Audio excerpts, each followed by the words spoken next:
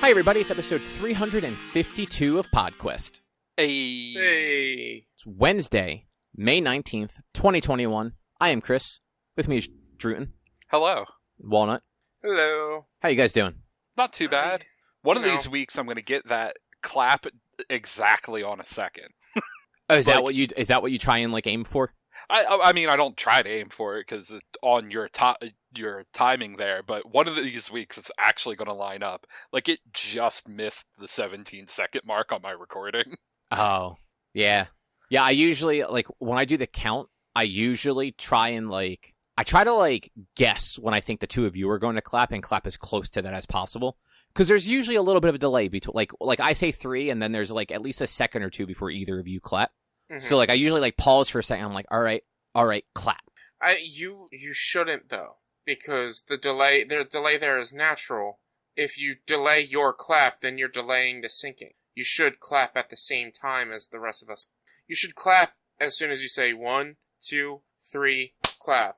And we all generally clap at the same time, but you don't actually know how I sync these up, do you?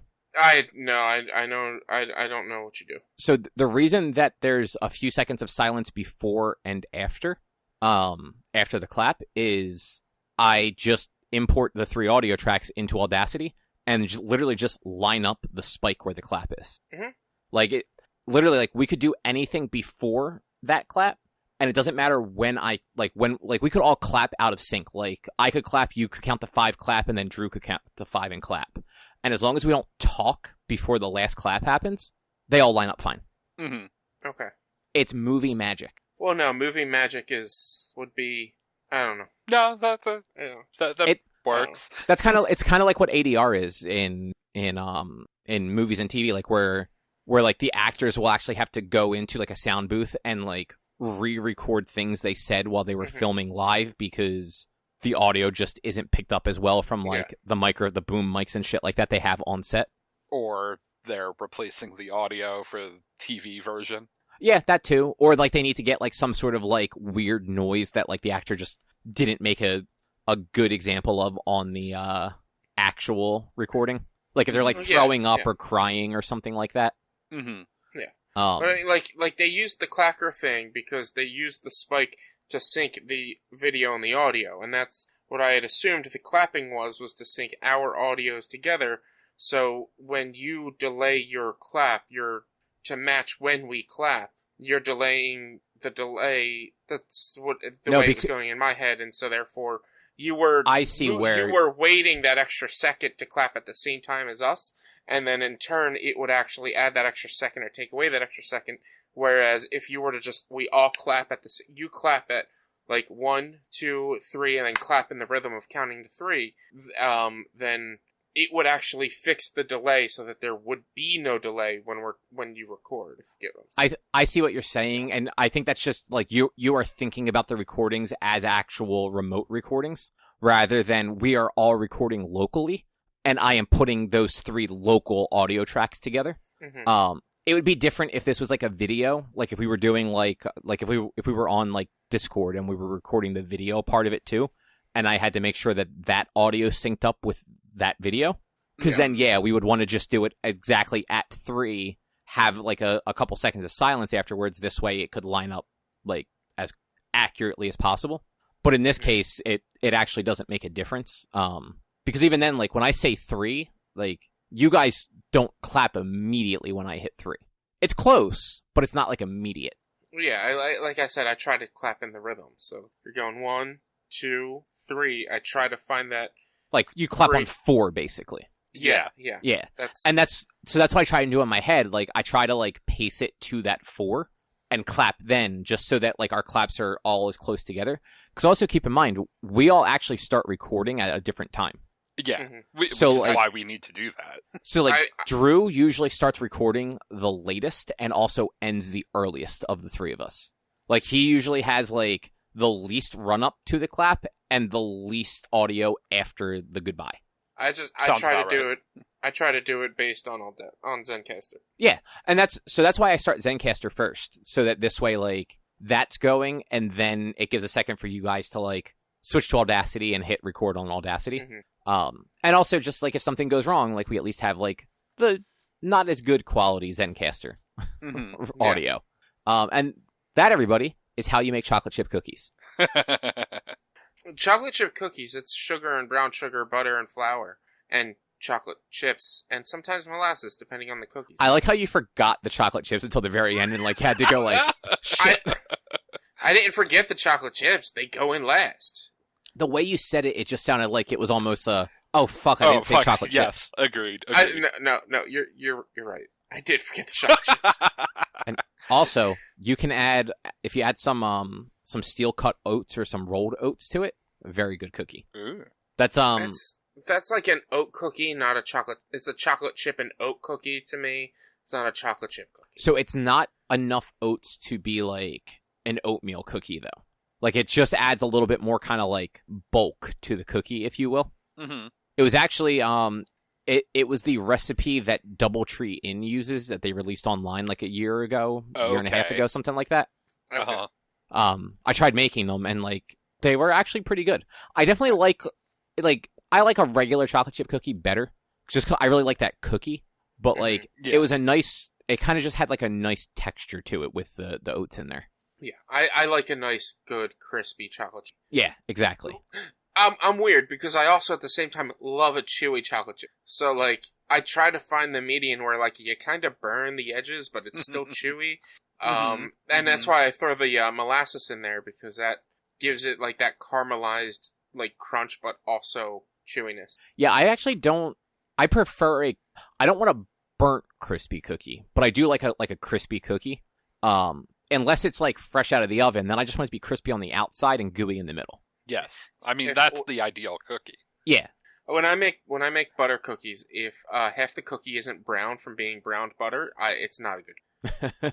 Like you need a burnt butter cookie for it to be a good. Yeah, like Erica, one of the ones she makes for Christmas is like a thumbprint cookie. Mm-hmm. And I keep trying to get her to just make some without the jelly in them for me, and she just won't do it. Yeah. Because like the jelly's good, but like I really just like that cookie, and it's not quite a sugar cookie. Like it's close, but it's not quite. Yeah. But anyway, I make these butter cookies that my mom gave me the recipe that I'm trying to adapt to gluten free, and it's just so good. Butter cookies are like the ones that come in like those like wheel cans that they sell at like CVS, right? Yeah, but I don't do those fancy like pressed cookies or anything. I literally like roll them up, flatten them, and bake them, and they come out so good. But I just meant that's what a butter cookie is, though. Generally, yes. Okay, all right, just making sure I'm following what sort of cookies we're speaking of. You're picking up what we're putting down. Yeah, exactly. Speaking of picking up what we're putting down, did you guys ever try my mom's potato chip cookie? I don't think so. I feel like I fucking have to have at some point. They're basically like more like butter cookies, pretty much with just like crushed up potato chips and then covered like drowned in powdered sugar. Huh? Maybe I haven't. They're so good. I haven't had them in so long. Okay. Yeah. Well, I guess we can talk about actual things now. I guess so. So this one's a rumor. But it's been officially confirmed that Starfield, the new Bethesda IP, Xbox console exclusive. This bums me out, man. This does. Like, I don't want to have to get a fucking Xbox. Get a PC. Get a PC. Yeah. Exactly what's gonna happen. Like this is why I'm being pushed more and more and more to get a good working PC. It's like you guys know I love space, and I'm sure you know that I enjoy Bethesda games. Like I'm all about Starfield. And for it to be Xbox exclusive, that's a bummer to me, man. Yeah. And but also not surprising at all. No, not at all. I expected this to happen. Yeah, so this rumor was Jeff Grubb of VentureBeat, who has been just all over the internet for a long time, just dropping bombs on people. Mm-hmm. And like if he's not 100% right, he's generally pretty close. But like this is one of those things where like he said it, there's no confirmation. There's like nothing really go around with it, but like it just seems likely. Mm-hmm. But one of the other things that he alluded to was that the kind of like target for it right now is Q1 of 2022, mm-hmm. Which you know what that means? 2024. Well, I mean, obviously yes, But if they can hit 2022, Q1, that game can release on 2/22/22. Or 2/22. Yeah, yep. Yeah. It has 2 possible dates in February that it could launch on that would kind of mimic the 11/11/11 of Skyrim. Yeah. Oh, wow. Wow. It's been 11 years since Skyrim. I completely didn't even realize Well, that. it'll be 10 years in November. Well, yeah, that's what I mean. Yeah. Well, next year it'll have been 11 years. Yeah. So it's still, I didn't realize that Skyrim was 10 years old. Well, it's because it's been released every 6 months since 2011. So Not gonna lie, you could have told me that game was 14 years old, and I'd have believed it. yeah, I mean, the only reason that I know when it came out is because it was 11/11/11. It's like the Dreamcast came out on 9/9/99. Yeah. Like, those are 2 dates was- I will not forget easily. Wasn't 9/9/99 also Final Fantasy 8? Yes. Yes. There was something else on that day, too. There was a bunch of stuff on 9/9/99. But, yeah, so I had no intention of playing Starfield regardless of where it came out. Like, I don't really like Bethesda games, so I wasn't going to waste my money on it. But, like, if it's console exclusive for Xbox, it's probably Game Pass also. Which means, like, I might try it out at some point just because it'll only cost me $15 to try. Yeah. And if I don't like it, there is bound to be something else on that platform that I want to play at that given moment. By next year, there will be so much available on Game Pass that's not available right now. Yeah, I mean, that's if Xbox ever starts releasing first-party games. I'm not convinced they ever will, but we shall see. It'll be nice if they ever do. Like, they have a lot of good studios working for them right now. They do.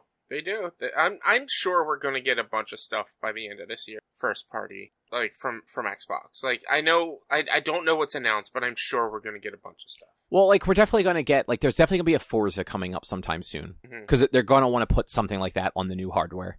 Halo is supposed to come out, I think, this fall. I think it got moved to this fall. Whether it sticks that landing or not, who fucking knows? I'm sure there's going to be another Gears of War. Fable got announced, so that'll come out sometime in, like, 2028. Yeah. But that's actually, if I remember correctly, Fable is Playground Games, so they're the Forza Motorsport team. Like, the side team to Motorsport. Or the Horizon. No, Playground is Motorsport, isn't it? I have no idea. I mean, I don't expect you to know, Rich. I'm looking. Google. I think it's Motorsport. I might be wrong, though. Oh, no, they're Horizon. Fuck me, I'm wrong. That makes more sense, though. Like, Horizon is definitely the studio that you would expect to be doing the Fable game. But for some reason, I thought it was Motorsport. So who the fuck does Motorsport? Turn 10. Oh, right. That's right. Okay. Never mind. I'm wrong. But yeah, Fable is just TBA on Playground Games Wikipedia page. So, but yeah, we don't really know anything about Starfield either. Like, it's in space. That's it. It's space. Elder Scrolls. We don't know that. Fallout. It's not.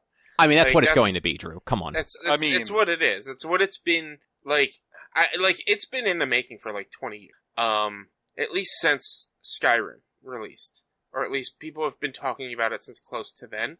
And it's always just been like it's going to be their space Skyrim or not Skyrim, but space Elder Scrolls / Fallout. I mean, it probably will, but it could also not be. They could be trying something different. Because literally all we know is a name. Haven't we had, like, some form of something? Didn't even get a logo. No, I think there has been a logo, but that was it. Oh, yeah, you know what? There was a logo for that, and then they showed, like, a logo for Elder Scrolls 6. Yeah. But yeah, that's it. That's just, they just don't care. They're Bethesda. What do they care, right? I mean, they make all the money, so they don't care. But, like, they make all the money on things that are broken. They still make all the money. Broken or not, they still make it. And guess what? They've never had to give refunds. That's true. But, like, I know we talked about before, Bethesda basically gets the free pass. It's like everyone just expects their games to be broken piles of shit. So, like, it's okay when their games are broken piles of shit. I mean, I feel like after the fiasco that was 76, and after seeing, like, the outcry with Cyberpunk, I don't think they're gonna get that pass anymore. I have a feeling people are going to, put that, like, I guess maybe force their hand and make sure, like, hey, like, remember Skyrim? We don't want that launch. We don't want dragons flying around backwards. Like, and remember 76, how no one liked it because it was not a good game at all? We don't want that either. Like, give us a working, non-glitchy game, and who knows, maybe they'll deliver. Yeah, maybe. I mean, that's just one of the, like, I like some of Bethesda's, like, owned studios. Like Machine Games and id and stuff like that make really cool games. Arcane also. But like Bethesda Game Studios or Softworks, whatever their actual like first party like studio is called, like their stuff has just never appealed to me. I've tried it and it's just not. Yeah. I get why people like it, but like, yeah, not for me. But next up, Rich, you played and had issues with Stranded Deep. Oh my god, that game. I fucking hate it. No, it's actually, from what I've read and heard, it's a game that was originally released as early access, that the devs kind of just been like, alright, we're done. And they never finished it. So like there's potentially like a full-on story, but like it's buggy. It's very buggy. And just in general, it's an interesting survival game. And they do, like, their survival of, like, food and water and everything decently for what you're given. But for the most part, like, I'm playing on permadeath because I want to. You hate yourself enough that you like that permadeath. I feel like if you're going to play a survival game, like, that's the fucking point. No, I mean, exactly. That really is the only way to play a survival game. I was just picking on Richie. Like, but, like, because, like, in this game, if you die and you're not playing permadeath, like, it doesn't, like, you have to go back to your last save, which could have been 2 hours ago. So you're basically dead, like, permadeath already. Like, it doesn't just reload you back at camp if you die. You load your last die, save. And you have to load your last save. So for me, when I think about it, like, you know what? This is a survival game. It makes sense to be permadeath. And how many initial runs how many runs have I done? Probably 6 or 7. And like you learn more and more and you get faster and faster with like the initial stuff. The thing that drives me nuts is there's no skipping the main intro scene. And so I've watched that every time I've died. That is kind of a pain in the ass. And there's no like skipping the tutorial. So you kind of have to do the tutorial just to like get it off your screen. And there's, like, as far as I've gotten, which isn't really that far, I think my longest run was 2 hours, maybe. Like, as far as I've gotten, there's not a lot of, like, things to read or, like, learn of the area that you're in.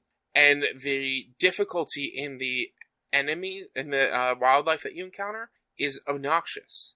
If I walk over a crab, not even step on a crab, if I walk over a little itty-bitty crab the size of my hand, it'll pinch me and deal damage to me. That's actually kind of funny. But also realistic. Kind of. You're wearing fucking shoes. I mean, that's fair.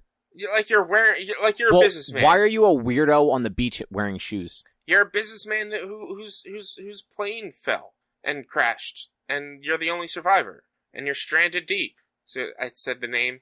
See? But like, there's also the crafting system is neat because you don't have to have everything in your inventory. You just have to be near it. But there's a problem with, for instance, if you were to get poisoned, you can't create an antidote until you're crafting level 3. So if you find a snake and it bites you when you're still crafting level 1, you have a day, maybe 2, to get to crafting level 3, find the things you need to craft an antidote, and craft it. And it's, like, there's certain things that I'm like, that should be available right away. And not, like, because to get from crafting level 2 to 3, you have to do a fucking lot of crafting. And sometimes it's just, you don't know what you have to craft, or you have to leave your starting island to find what other stuff that you need to craft. And it's just, it's rough, man. The wild boars that you can hunt take at least 4 spears, basic spears, just wood spears. I've thrown, and it's funny because you throw the spear, it'll stick in the enemy. I've thrown 4 spears at a wild boar, and it's still running around chasing me. Man, those boars are tough. They're fucking tough. And then there's these giant crabs that the only way to hurt them is to throw a spear like at their eyes. And if you throw it, whether you hit them in the eyes or on their shell, your spear breaks. And it's not easy. You can't craft very quickly. And these enemies are relentless. They just keep coming after you. And, like, it's a fucking crab. You can't go swim away from it because it can fucking swim. Actually, I don't know if it can swim. It probably walks on the floor. Yeah, crabs don't swim. Have you ever watched Futurama? But, like, it's like, these initial islands, like, I have nothing. I don't have any, like, steel equipment or anything. It's like, my second island I go to has, like, a boar that takes 5-6 friggin', spears, and then these friggin' giant crabs that take so much to friggin' kill. And I'm like, alright, well, I have no push to explore because the difficulty is that high up there, but at the same time, I have to explore because you can't boil water in order to drink it, and it takes about 4 days for coconuts to come back. So, like, you have to leave your island at some point just to go get water. Because if you don't drink every day, you're gonna die. And that's realistic. Yeah. You need to, I think, like, a person can go, like, 2 days tops without drinking or something like that. But you can go, like, 2 weeks without food. I don't think, like, that stuff is 100% true, but, like, you are right enough. Like, you need more water than food generally. Like, you can survive with, like, fewer calories for longer. Mm-hmm. Yeah, and then, like, I have a video up on my YouTube of one of my final runs. I did play it once or twice since then, but, like, one of my final runs that I had done, I played in-game for about 5 or 6 days, probably about 2 to 3 hours. I got poisoned on day 3. I was able to go from being poisoned and having little to no food and water to making it almost impossible for me to die of thirst or hunger. I got on my boat and started to go to another island, and a shark attacked the boat. Jesus. Knocked me off of it. I was able to get back on the boat, went to go sail again, but in order to sail, like, to row your boat, you have to look at it at exactly the right spot. You can't just, like, it's not just, like, get on the boat and hold the button to row. You have to look at a specific spot. And to get off the boat when you're rowing, you have to, again, look at it. And the controls are just wonky as hell to look at your boat. But, so I'm standing on my boat going to look to start to row, and the shark attacks the boat again, flips it, and I get stuck and can't move and just end up drowning. And I was just like, alright, this is it. I'm done. I don't need this game anymore. Have you played it since? I did play it like once or twice. Probably once. And it was another time where, like, I had a really good start. I was getting a lot of water, a lot of food. I had explored 2 islands and was on my 3rd. And then I came to the island where there was, like, one of those giant crabs and one of those, and a boar, and I threw, at this point, I had been able to upgrade my spears to, like, initially it's just sticks, to sticks with, like, pointed rocks on them, and I'd thrown those spears at the giant crab, and it broke off all 4 of those spears, which aren't easy to make. They're a pain in the ass because you need leather to strap the point to them. To get leather, you need to kill the fucking boars. And it's just, there's like something as basic as that shouldn't be that hard. But, like, I should have been able to, like, maybe deal more damage? I don't know. But this giant crab just kept coming after me, and so, like, I grabbed my axe and I try to whack at it, and it kills me. I get poked to death by a giant crab. And it's like, when you go into, like, your pockets to switch from one weapon to another or whatever, you can't keep moving. There's no, like, quick change. You have to hit the button to open up the menu. The game stays live, but your character stops moving. You then have to select the right, like, portion on the circle, press X, and it'll swap out the weapon. There's no just, like, quick change. And, like, at least as far as I am, there's, like, a key ring that you can get, or a belt that you can eventually get that maybe I can hold more, or have, like, hot buttons on the directional pads or something. I don't know.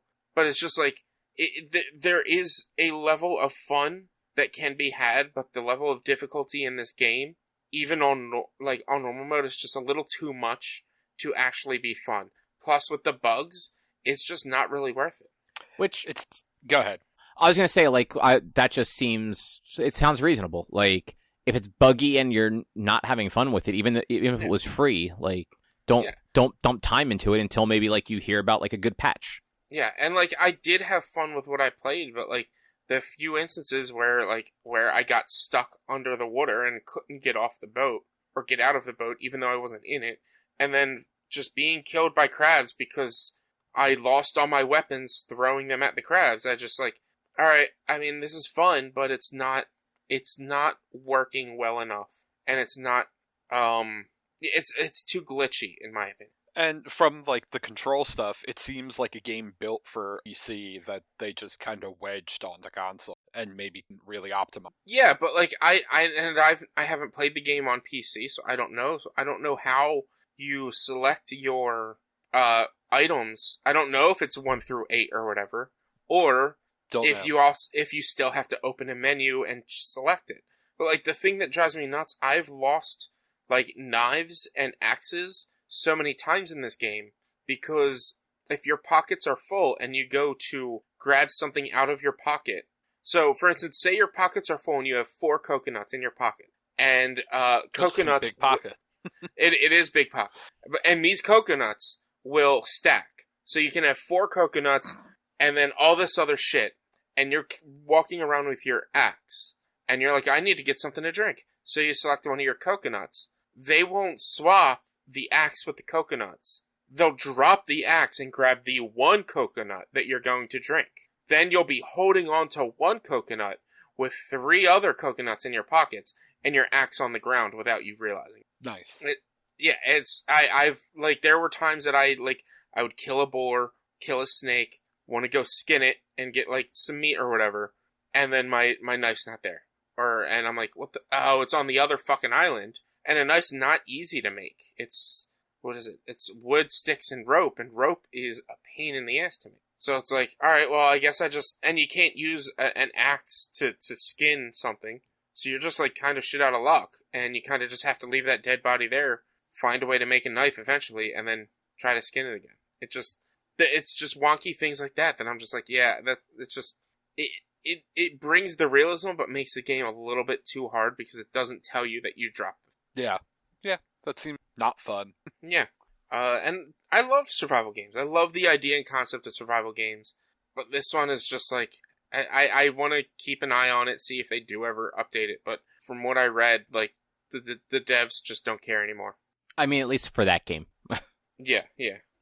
So, Gabe Newell, from Valve, he's a pretty famous guy. He likes knives. Yeah, so... He was given a talk at a college in New Zealand and was asked about porting games from Steam to console. And he hesitated before saying, you will have a better idea of that by the end of this year. So people are now speculating what that maybe means. It could mean something like an orange boxes again, like some like Valve developed titles going to console. It could be Half-Life Alyx going to like PSVR. I don't know that PSVR 2 more likely than anything because PSVR couldn't handle Alyx. Probably. Or like the real wild speculation would be consoles actually getting some sort of interface with Steam. And by consoles, that probably means anything but the PlayStation. Yeah. Because there's no way Sony would allow that. I mean, they were the first ones to have any sort of Steam integration. Wait, did they have Steam integration? Yeah, for Portal 2. Oh, fuck, I forgot about that. Yeah, but they're gonna correlate that to the great PSN outage of 2011, and fuck that, they're not gonna do that again. Fair. God, that was 10 years ago. I forgot about that. Holy shit. This time 10 years ago, none of us could play games online on PlayStation. Yeah, I had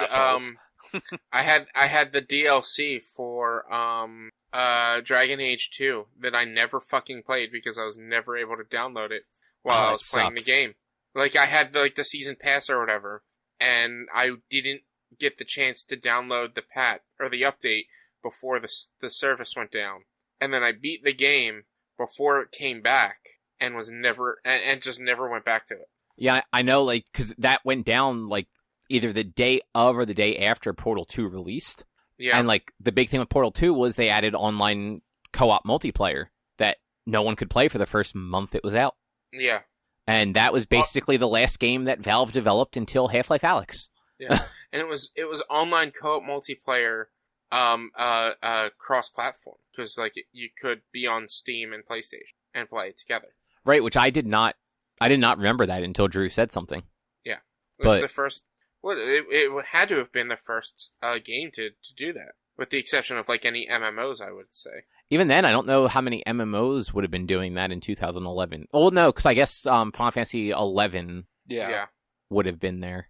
And well, I mean, Phantasy Star Online too. Yeah, but those are like the two games that I could think of. Yeah, because I was thinking like, well, Final Fantasy 14 wasn't out yet. I'm like, oh shit, no, but Final Fantasy 11 sure was. That had a console release. You motherfuckers all played it on console, didn't you? Yep. Yeah, I did, and I think eventually Eric got it on PC, or I got it on PC, but I didn't really play it much. I played a little bit later. I was the only person that never had it for console. Like I had the because I didn't have the network adapter for the PS2 until late. I mean, it came with it and a hard drive. Yeah, oh, that's right. It did come with that stuff. That may have been why I didn't get it for the PlayStation, because it was going to be more expensive than just buying it for the PC. And I had I had a new-ish PC at the time. Like, It wasn't a great PC, but it was enough to actually play that game fine. I ended up not liking that game all that much. I mean, I didn't really like it either. I thought everything about it was boring. There was like a major lack of like story in general. It seemed like, at least, requiring way too much fishing at vanilla sucked. That like I just lost interest entirely. And the fishing in general. Man, I did like no fishing. You're a little off on that. That's all Eric. I would watch Eric play because Eric had the console. That's all him and Shahid ever fucking did, because he needed to get all the gil in order to do this or that, and like leveling up was so slow. Like the best way to do anything was to fish. Leveling was hella slow. But I mean, I got to like level 50 something and got all the advanced jobs and fucking barely to fishing. So what Eric did and Shahid did, if they gill farmed by fishing, that's on them. Like, I mean, there was at one point, I think they were even going to buy gil. It wouldn't surprise me. If I remember correctly, I feel like maybe you were part of it too, but I know at least Eric and Shahid were going to, and they were going to use like some of the money that Eric had left from his student loans to buy it. Because he's a fucking moron. That sounds about right, though. Yeah. But yeah, so we had that. Oh, so I got Mass Effect Legendary Edition. Oh, nice.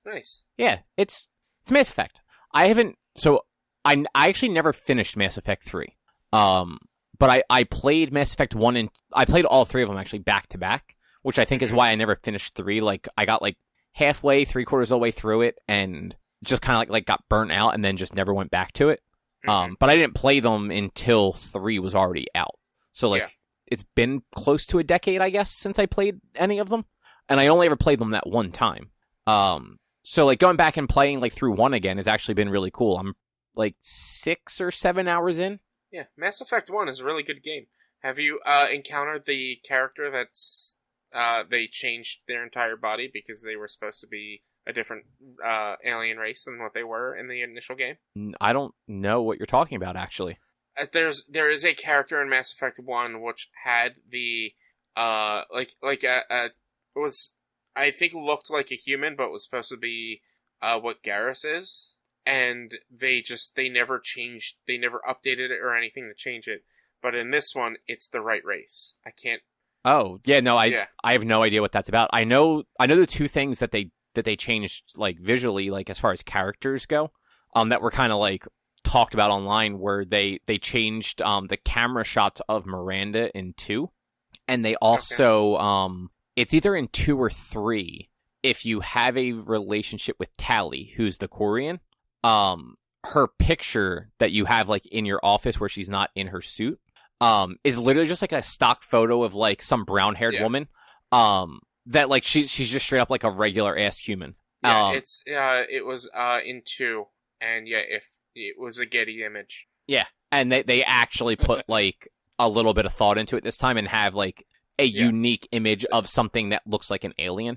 Like, and it's funny because like they didn't really alter the Getty image that much. Like, they didn't add, like, different color eyes or anything. They like, put some, like, face markings. There's some, yeah. like, black lines on the face. That's it. Yeah, there's, like, some black lines and, like, some flourishes on the picture itself. But it's, for the most part, they just went to Getty Image, bought, I guess, what they thought was the hottest girl. I don't know. I don't know what their decision was. But yeah, I did see that they changed her, which made me happy, because Tali was my girl. And I was upset in Mass Effect 1 you couldn't romance her, but so happy you could romance her in Mass Effect. Yeah, it's funny to, like, go back, though, because I forgot how quickly you basically get everybody. Mm-hmm. Like, it's basically the first time you go to the Citadel, you get your entire team minus, why can't I think of her name? The doctor, the Asari, Liara. Thank you, yes, Liara. She's the only person that you actually have to leave the planet and, like, actively go get. Yeah. But, like, you can't skip it either. It's one of the 3 required missions that you have, like, from the time you become a Spectre. But it's just funny, like, you get to the Citadel, you have Ashley and Kaidan already, and then within the span of, like, an hour on the Citadel, you get Garrus, Rex, and Tali. Yeah. And I forgot how kind of back-to-back that stuff was. They also, I didn't notice this because it's been a decade since I played it, but, I noticed that, like, the combat didn't feel as, like, clunky and kind of, like, just not good as I remembered it. But I thought maybe it was just one of those things where, like, I just wasn't remembering it because it was, like, a decade ago and, like, the console's just faster now, so maybe it was, like, lag and stuff before.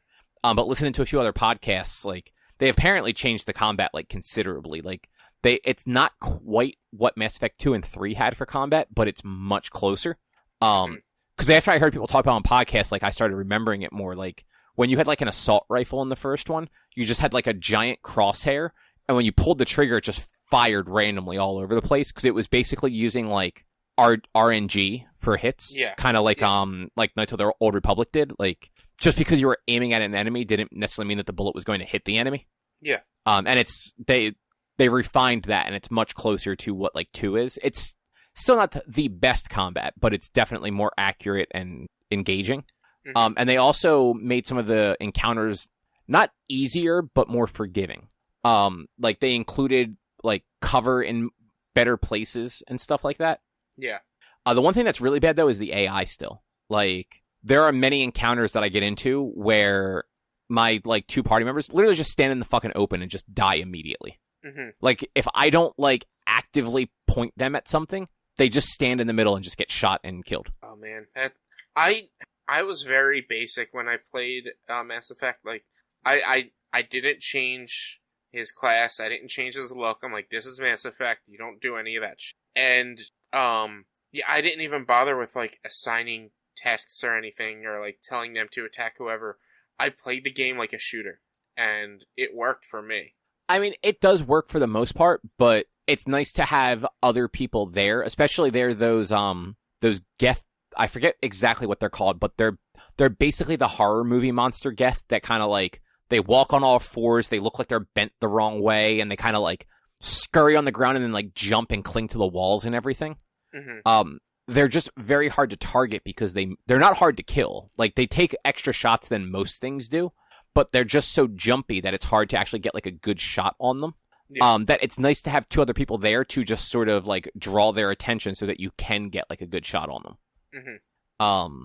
But yeah, I mean, overall, like, the first game so far at least has been really good. Like, I'm on the second of your 3 objectives after you become a Spectre. I'm basically going to find Liara's mom on the one planet, and I'm in, like, the research facility that basically had, like, an alien outbreak happen. I don't know if either of you remember that, where, like, there's these, like, weird alien monsters, like, roaming this facility that was, like, shut down and locked down before Shepard got there. Vaguely, not a lot. But it's been good. Nothing's too hard. I'm just playing on normal, so it's not like I have, like, the difficulty ramped up or anything. Yeah. The Mako is still there and still not great to control, but definitely better. Mm-hmm. Like, I don't have, like, a clear memory of driving it before, but I remember hating driving it. And now, like, I don't mind actually being in that and having to, like, attack things from, like, a distance with it, because it's actually pretty convenient to do that. everyone hated that thing. I didn't think it was terrible, but everyone hated it, and that's why they took it out in the second and third. Yeah, and they left it in the first one because and I think part of the thing that sucks with it is like every like mission, there's just such a long stretch where you're in that and there's just nothing going on. Yeah, and that's the thing as well. Like in the original, you were supposed to explore planets that didn't even have anything. Like they're just like they had, because that one had like the fuel consumption and everything that like you could eventually get stranded in space or whatever. And I don't think that was in the second or third one. I forgot about that. Yeah, in the first one, they want you to explore the star system and like go to planets that don't necessarily have anything going on because there could be side quests and whatever. Yeah, and I know in the second one at least, they turned it to just scanning planets. Yeah. Like you could just kind of like go, you could navigate to them and then you would just scan it to see if there was anything on there and then you would get like points or whatever. Yeah, and I think if there was something on there, you would be able to go and do like a quick thing, but like you wouldn't have to drive the Mako all over the place. Yeah, and I know, so in one, so like for instance, when you go to get Liara, they don't tell you where she's at. They just tell you what like star system she's in. Mm-hmm. And when you get to that star system, there are 4 possible planets she's on. Yeah. And you have to just hope that you pick the right one the first time, or you have to do it 4 times. Yeah. As many as 4 times. So like it was definitely a much more like open, like just go figure it out. Like explore the galaxy. Yeah, that's what it was like. It was a way of doing open world in space that was interesting. Yeah, and I did actually, so when I played it originally, I had like I basically did the same thing as you. I just used like the standard Shepherd. This time I did edit a little bit, and I went with the female Shepherd because I've always heard that Jennifer Hale does a really good job with all the voice acting. And like so far, like I don't, again, like it sucks, like I just don't remember the games that well, but like I remember not having any issue with like the male Shepherd's like delivery of stuff, but she's definitely doing like a very good job with it. Yeah. And she, like, Jennifer Hale's one of those voice actresses that has, like, been around and doing this stuff forever, that, like, she is just one of the best in the business. Mm-hmm. But yeah, I've still got 2 more games to go and probably 80 hours between the 3 of them if I kind of just streamline everything. Yeah. But, yeah, they're good. I'm playing it on Xbox. The load times are basically non-existent. That's cool. It's super weird, like, some of the elevator rides, I think, are actually just kind of artificially padded because there's dialogue happening. Mm-hmm. And there are times where, like, I will get into a zone where you can tell the game was going to load and pop up a tooltip, but it loads so quickly the tooltip pops and then immediately goes away. Like, it's so fast, I don't even know what it said. So, but yeah, so I literally just saw this and added it on there a few minutes ago. DC announced that they're making an Injustice Gods Among Us animated movie. Huh. It's going to be like their next like animated feature. Neat. But yeah, so the next animated feature from DC, which I know you've watched a bunch of them, Rich. Like they're actually generally pretty good. Yeah, they are good. I haven't watched as many as I would like, and they have come out with some new ones. But yeah, generally they are good and entertaining. Like I'm interested in this one. It sounds pretty cool. Yeah, and like the Injustice story is super neat, and I'm curious to see like how much of that story they do, because there's what happens in the games, but then they have the like the comics that were written about it that actually had like all the backstory about what happened. Like it's I want to say it was like 5 volumes for each game, maybe, but that's how you find out that like that's where it's written where the Joker like fear toxined or something Superman, and had him think that Lois was Doomsday, and like he flies Lois into space, rips out her heart, and leaves her there, and she's pregnant. Yeah. So like it's just that's a fucking violent movie. It is. It's gonna be interesting to watch. The story for the Injustice games is really good. I've never played them, but like I've watched like the story, the overall story of those games, and it's so good and so like cool that like I like this. I'll definitely watch this because I know basic ideas of. Yeah, I'm right there with you. Like I've never played 2. I played the first one, and the first one was very good. But like I would definitely down to watch a movie of this. Hopefully, it just goes right to HBO Max. It probably. Speaking of HBO Max, though, another little DC-related thing. They just announced that there is a new Batman animated series in the works for Cartoon Network and HBO Max called Batman Caped Crusader. It's being worked on by Bruce Timm, J.J. Abrams, and Matt Reeves. I will watch this. Yeah, and if you don't know who Bruce Timm is, he is one of the people behind Batman the animated series. Mm-hmm. Like he was like the art guy on that show. He's the reason that show has such a unique visual aesthetic to it. Because I don't know if either of you know this, but they in a lot of the scenes and everything, they actually used black paper. Mm-hmm. So like everything that's black in there is actually the paper, and they put other things and drew on top of that in different colors. Yeah. So yeah, I thought that was super cool though when I saw that earlier, because I feel like there hasn't been a good Batman cartoon in actually quite a while. I mean, no, not really. I don't think so. Yeah, I don't think so at all. So there was like Brave and the Bold and the Batman, but those were like mid to late 2000s, I think. Yeah. Yeah, I can't think of anything more recent than that. But yeah, lots of DC cartoon stuff coming out. Sorry, I was looking to find like a list of the Batman animated series to see when the most recent one. Probably 2010, I'm going to say. The Bold, Beware the Batman in 2013. Batman Unlimited 2015. Oh, I've never even heard of that one. Well, and this is on CBR.com. It lists all of them in chronological order. It's Batman Unlimited 2015, and it starts off, remember this series? Most likely not, since it was a series of short episodes that went straight to DC Kids' YouTube channel. Oh. Yeah. The art style looks interesting. It's a very, like, cyberpunk futuristic type of Batman. Oh, yeah, I just found that same article as you.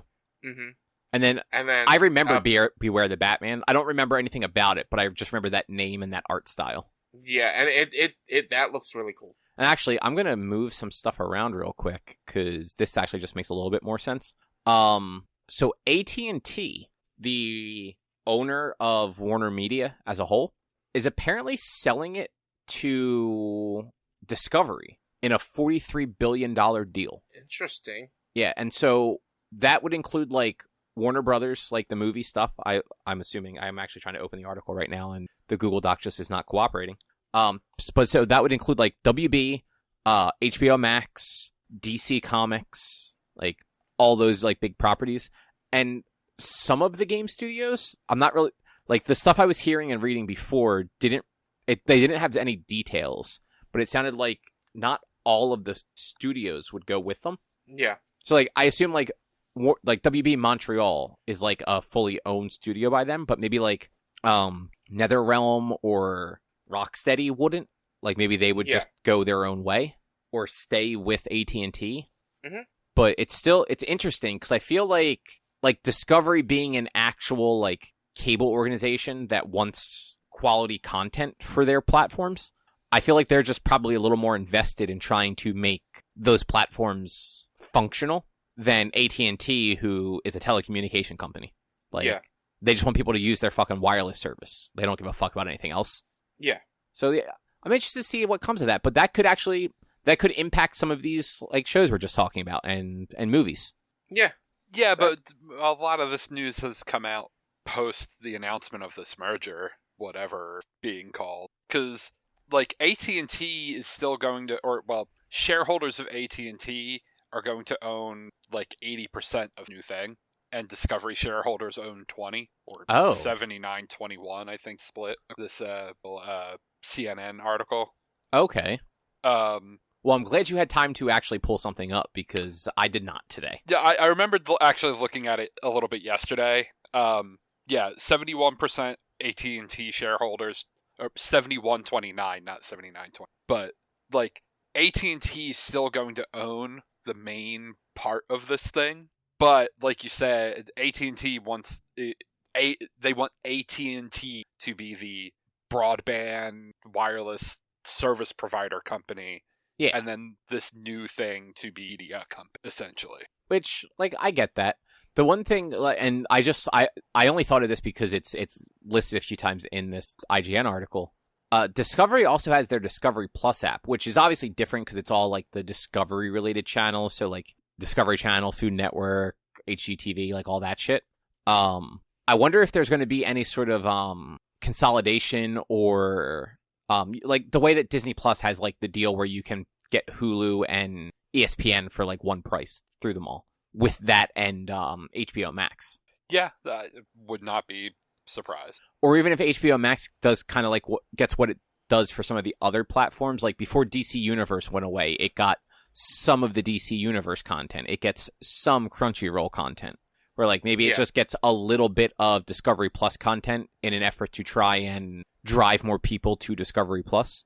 Which like that'd be neat because like I will never pay for Discovery Plus, but I've definitely seen a handful of like commercials for stuff on there where like there is a show about like the science of baking hosted by Duff Goldman from the Ace of Cakes show. Okay. With a bunch of Muppets. Yeah, I've seen that. And like I seen the commercial for that, I'm like, man, I want to watch that show. And then every time it's like, oh, Discovery Plus, well, fuck me, never mind. I don't have that. Not gonna pay just for one show. Yeah, exactly. It's just like there's 2 CBS shows that we like that apparently are going to be moving to Paramount Plus. And it sucks, but I will not be watching those shows anymore because I'm not fucking paying for Paramount Plus on top of other stuff. Like, it's a garbage platform to begin with, and I'm not doing it for 2 shows. So it's like, cool, everyone keep doing your streaming platforms, and eventually people will just stop watching your content. Yeah, pretty much. But, yeah, so that is probably going to be a thing, and then we will see sort of what happens. But I also feel like AT&T has only had Warner Media for a couple of years. Does that seem right to you guys? I don't know. Neither do I. I don't follow who owns what anymore because eventually it's all going to be Comcast. You mean Disney? Yeah. 2016. So yeah, only 5 years. Yeah, like that just doesn't seem like that long for something like that. But again, like I feel like AT&T just like you even said, Drew, they want to be the telecom ISP platform holders. They just want to make money off of the other stuff. They don't actually want to be invested in it the way like Comcast is with Universal and everything. Mm-hmm. Yeah, and I forgot AT&T had owned DirecTV, and they sold that off. Oh, that's recently right. Too. So yeah, I did forget about that also. AT&T is dumping everything. All the other shit. So Rich, you watched Love, Death, and Robots season 2. Yeah, I talked about it last year when season 1 dropped. I think it was last year. That was 2 years ago. We were still recording at your house because I remember walking into your house the one day you were watching it, and there was just fucking giant anime dicks swinging around on your screen. I don't remember if there were dicks. No, there was a dick flopping around. There was at one point there was at least a dick, but yeah, there was a lot of nudity in the first season, and it was uncomfortable nudity because it was animated. This season not as much nudity. But they were like it's if you don't remember, it's basically like an anthology show, kind of like Black Mirror, but primarily it's all animated and all done with CG. There was an episode in season 1 that had like live acting actors. It was Topher Grace and someone else I can't remember. Was it kind of like a Scanner Darkly? I don't know what that is. Okay, never mind then. But it was it's called Ice Age, and like every time they opened their freezer door, like a civilization had expanded and become bigger and bigger and bigger, living inside their freezer door. It was the weirdest but coolest thing to watch. And there were some other like really good and funny and silly episodes in last season. I was going through the list while I was while we were going through the other stuff and like reading the synopsises. I was like, oh yeah, that one was good and this one was good. But season 2 overall was just like there was 2 episodes that were absolutely hilarious, and it's automated customer service and all through the house. And I'm saying this, you have to listen to me because it's only 7 minutes long. If you don't watch anything else from this series, watch the episode All Through the House, because it is freaking fantastic. It's hilarious. And here's the synopsis. On Christmas Eve, 2 kids tiptoe downstairs to catch a glimpse of Santa. A twisted tale for adults only. I don't know, man. 7 minutes seems like a long time.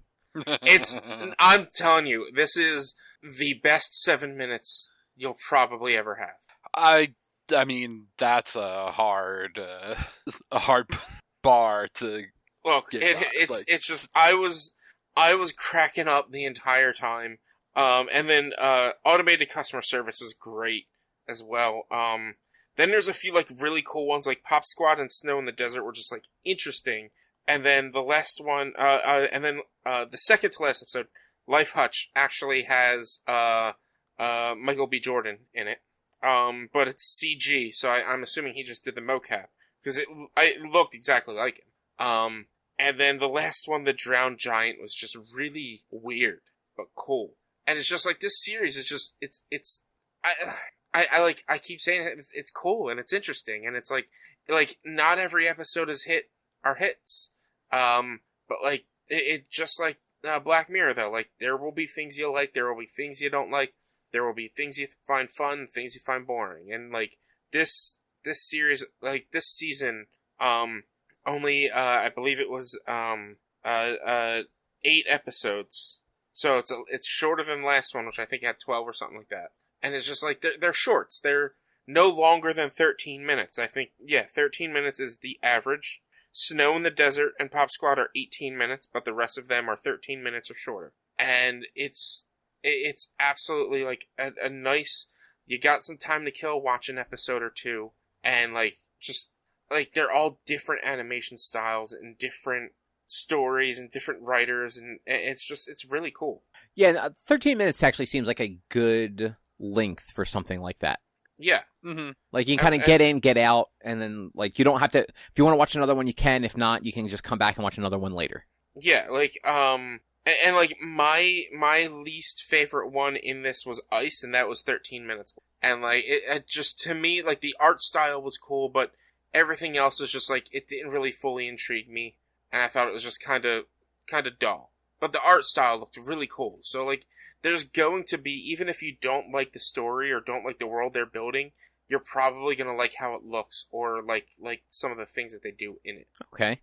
I never did actually watch the first season. Like, I thought it looked interesting, but, like, you talked about it, I'm like, okay, maybe I'll get around to it someday. But yeah, it's essentially Black Mirror, but animated. 3 Robots is hilarious, and this is season 1. Beyond the Aquila Reef was really good. Ice Age I already talked about. Sunny's Edge was very, very cool. When the Yogurt Took Over was hilarious. That's only 6 minutes long. The Secret War, I think, is the one that, if I'm remembering it correctly, was it The Secret War? Was it? No, Suits. Suits was really good. And it's just like, there's so many more episodes in season 1 than there were in season 2 that I actually can't remember them all. Lucky 13 was a good one as well. It's just, I feel like this show is definitely worth a watch. Even if you have just, like, Cop for You if you're working or whatever, and you got, like, 10 minutes between calls or whatever, watching it. oh, that seems like a lot of work. No, really, you just cast it to your TV. Yeah, I'll think about it. But I work in the upstairs anyway, so. And then you can just log onto it on your PC. I could, but like I watch. Look, I'm doing just as good as you right now with the CW shows. I'm like 3 episodes behind on everything. Yeah.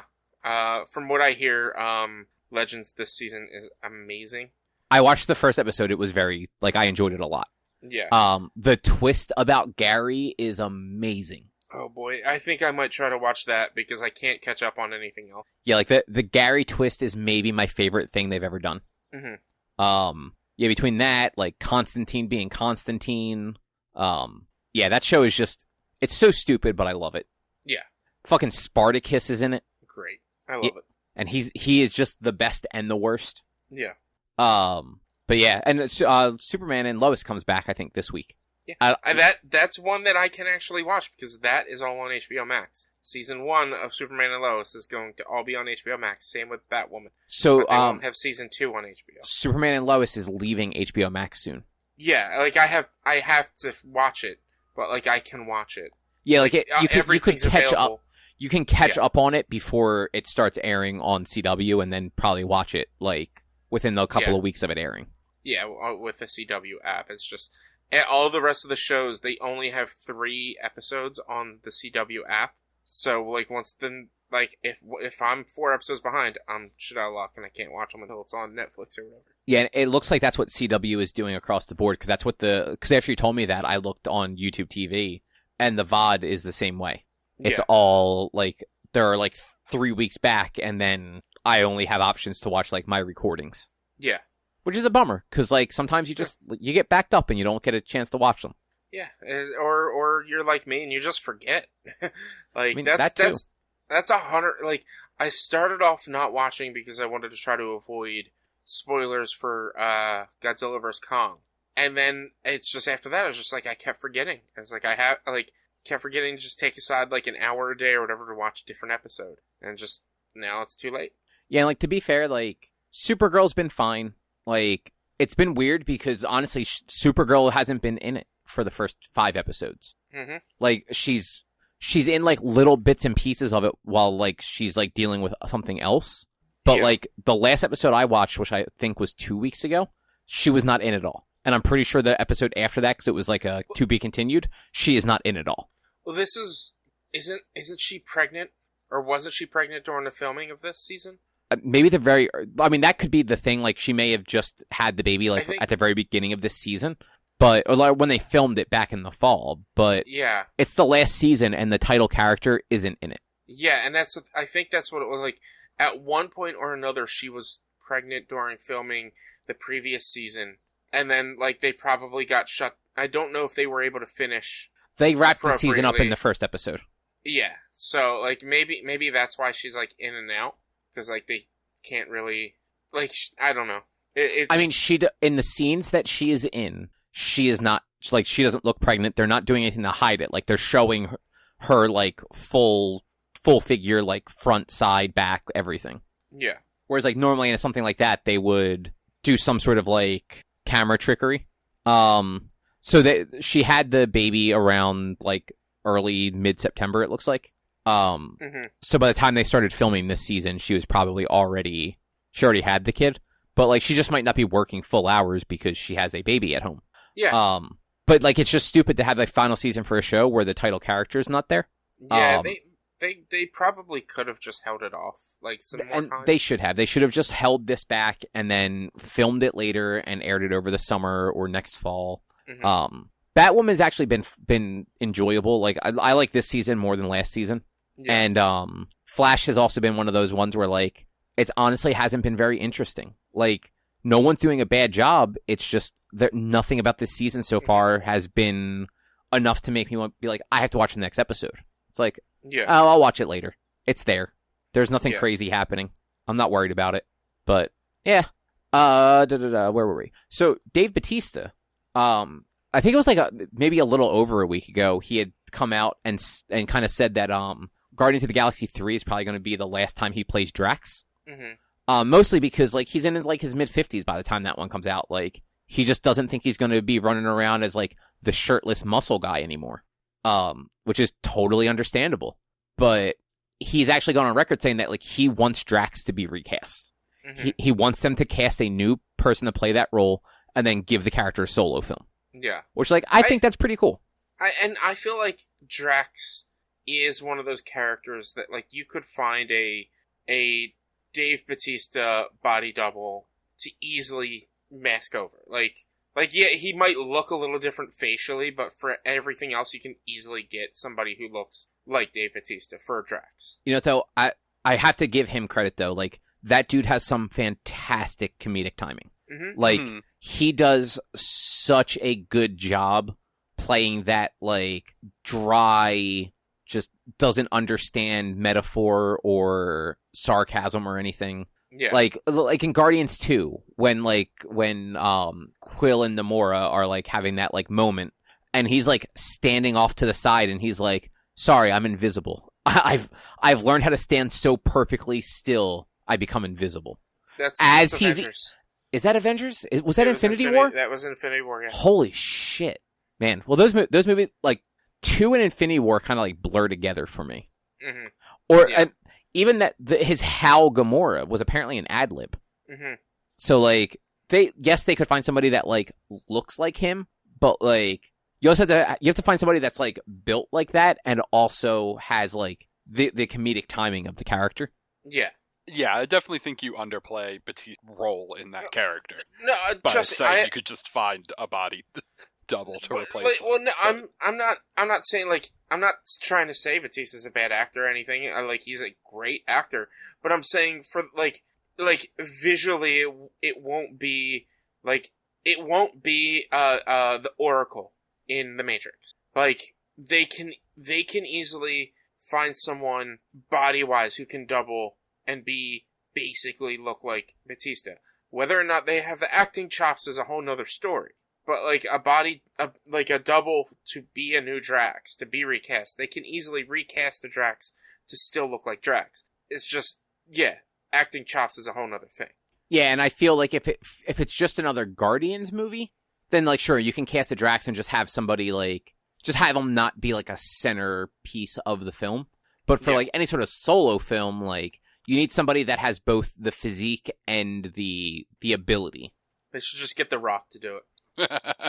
I feel like The Rock is too big. He's too tall. Rock is too tall. I believe The Rock towers Batista. I don't know. I think have it exactly the opposite way. I'm the Googling Rock is 6'5". Batista is 6'6". Okay, so they're close enough. They got this. Yeah, I did not realize he was that. Like, I knew he was tall, but for some reason I didn't think he was that tall. Yeah, I knew he was a tall guy.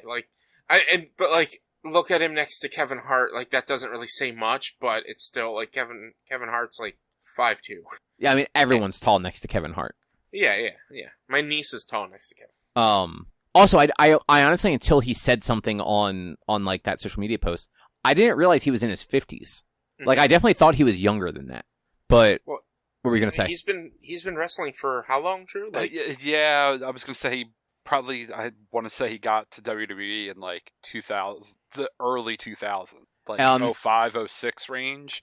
And usually, most wrestlers don't get to that level until their late 20s, early 30s. Yeah, so he started wrestling in 99 and signed to the WWF in 2000. So you were like right on there with like the WWE era thing. And then he did do MMA for a while, right? Like a couple of fights. He might have done like one fight. It says in 2012 he did MMA. Okay, yeah. Sounds about right. I think like he left the WWE, did MMA, and then went back to the WWE, but started acting. Yeah, well, so according to this is all in his Wikipedia. 99 to 2010 WWE, 2012 MMA, 2014 2019 wrestling again, retiring in 2019, 2006 through present acting. Yeah. So. Oh wow! Yeah. He made his TV debut in 2002. I thought it was a little later than. But yeah, so the other thing to go along with this though. I just thought it was funny. Apparently, Universal offered him a role in the Fast and Furious movies. I'm assuming the newest one, 9. And he passed. Like, he didn't want to do that. He wanted to talk to them about a Gears of War movie so that he could be Marcus Phoenix. I'm down for it. Yeah, like, he looks like Marcus Phoenix. Like, yeah, he could definitely pull off a Marcus Phoenix. I'm kind of bummed out to not have a Batista and The Rock face off in Fast and the Furious, or Batista and Diesel face off in Fast and Furious. Yeah, because The Rock's not in it anymore. Yeah. The family, he got kicked out of the family. He did get kicked out of the family, which is weird. Because him and Diesel feuded with each other or something. Well, like him and Diesel apparently never really got along, and then Tyrese also didn't like him. But like, who the fuck cares about Tyrese? But like, who doesn't like The Rock? Like, he's like, as far as I can tell, or as far as I can remember, he's like the nicest guy in the world. Like, how do you butt heads with The Rock unless you're like an asshole? So it's like Vin Diesel and Tyrese assholes? Or... I mean, I feel like Tyrese could very well be an asshole. I don't know. I've gotten the impression that Vin Diesel is actually a very cool guy also. Yeah, but like when some of that stuff was going on before, like I think some of the word was just they had two very different work ethics, and like The Rock basically just goes at like 110% all the fucking time, and is just like prepared and ready and like does it. And I guess maybe like Diesel just doesn't work that way. Yeah. So, but like he's also like I don't know, like it's his franchise. Like he makes so much money off of that like I feel like he just kind of like sits back and like lets everyone else do the hard work anyway. Yeah, and it's a good thing Batista's not in this one, because if he took the role of John Cena, he'd be Dom's brother, and he would tower Vin Diesel by 5 inches. Well, how much taller is John Cena than Vin Diesel? They're 1 inch apart. So Cena's. I looked this up before I said it. Cena's 6'1" and Diesel is 6 foot. Really, John Cena's only 6'1". Mm-hmm. Cena's a short boy. Like, I don't know. Well. Like, relatively speaking, that is. Yeah.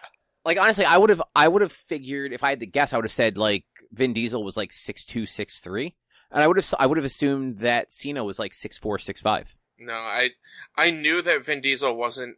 Again, in relative speaking terms, I knew Vin Diesel wasn't tall. I knew he was like I'm 5'10". He's only a few inches taller than me, so like he's a little bit closer to average height than some of these other powerlifters. I guess it works. Like, you'd have the villain towering the hero. You can't have that. Look, we don't know that he's the villain.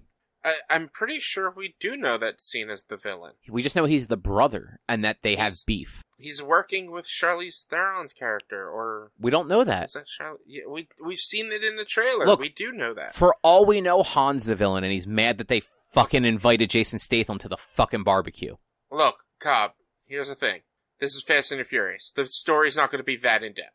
I don't know, man. Some of those stories get a fucking deep. I mean, yeah, because Han is now alive after being dead for 4 movies, and we've seen him die 3 times, but like... But they were all the same death, just from different angles. Exactly, though. Like, 3 different angles. How did he crawl out of his fucking car? He is flame retardant. That special 4th angle. A flame retardant doesn't protect you from explosive concussion. Well, that's why they haven't seen him in years. He was fucking in the hospital. Just like Letty was after she got, like, thrown from that fucking car doing 120 miles an hour that fucking rolled down a mountain. But, like, Letty at least had amnesia and didn't remember who she was. Like, it seems like Han, as far as we know, knows exactly who he is, and is just back to race. But, like, we don't know how long it's been, either. It's been, like, 3 days, you know. I mean, really, like between 6 and 8, there could only have been, like, a year. Because, like, he goes from living with Elena to back with Letty, and Elena has, like, a baby. Mm-hmm. So, like, there can't be that much time in there. Yeah. But I'm excited for that. That movie comes out next month. Wow. Oh, yeah, it does. And that's only in theaters, isn't it? I think so, yeah. But I mean, I've never watched a Fast and Furious movie in theaters, so this is definitely not one I'd be watching either. I saw 1, 2, and 8 in theaters. I think I might have. No, I don't even think I ever saw like 1, or I might have maybe seen 2 in theaters. Doubtful though. Yeah. Because it was like I saw 2 in theaters. I'm like, oh, these movies aren't good. And then it wasn't until 7 was out that like I heard people start like talking about them. I'm like, wait, what are people? What? No, Too Fast, Too Furious was a bad movie, and then the next one had a Hulk car. And then I went back. I'm like, oh no, Tokyo Drift is like the best of the movies. Like, it's fantastic. But I digress. Rich, how did you enjoy Jupiter's Legacy? I've heard it's not good. I mean, I didn't hate it, but it was interesting. I feel like I say that a lot anymore. You do. I know. I didn't hate it. It had a cool story, and how it progressed was really cool. Like each episode was basically a side by side from like back in the 30s during the Depression and then modern day. And basically it's a story about it's based off of the comic Jupiter's Legacy, which is a Millar comic from crap, I can't remember what it was. Who publishes it? I believe it was Image, but it may have been his own thing too. It's Image. It is Image. I just couldn't remember the name.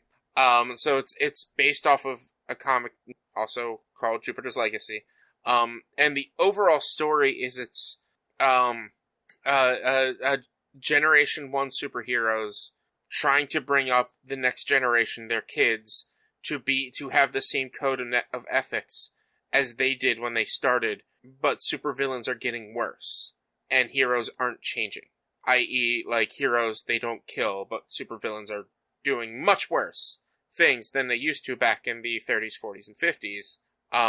So like it's them trying to find that middle ground, and like some of the veteran heroes starting to realize that like the code doesn't work anymore.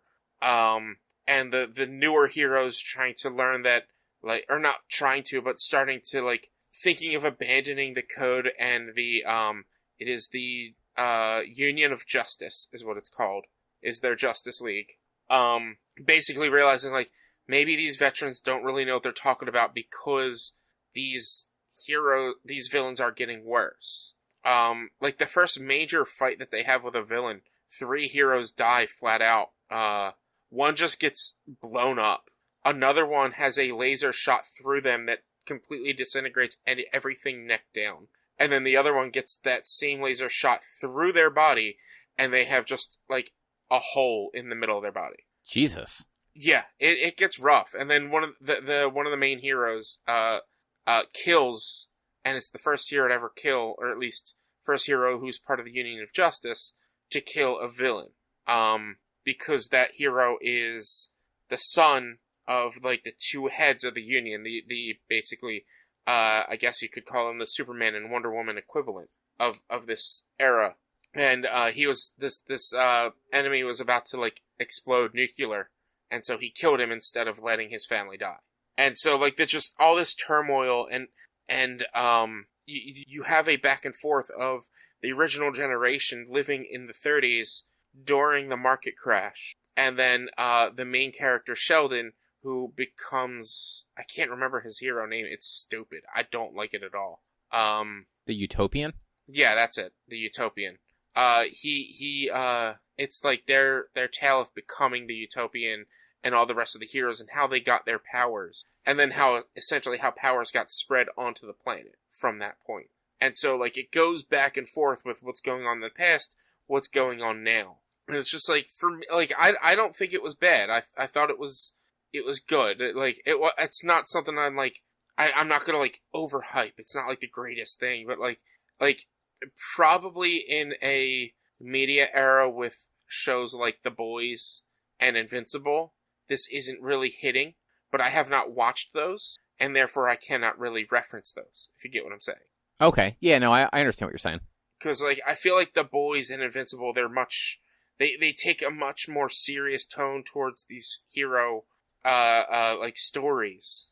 Especially The Boys. The Boys is dark as hell, from what I hear. And this, like, they try to go dark, but they also try to keep it, like, not that bad. And, the powers themselves are pretty interesting. Like, most people who are powered get strength and flight, but then most people have, like, some other power along with that.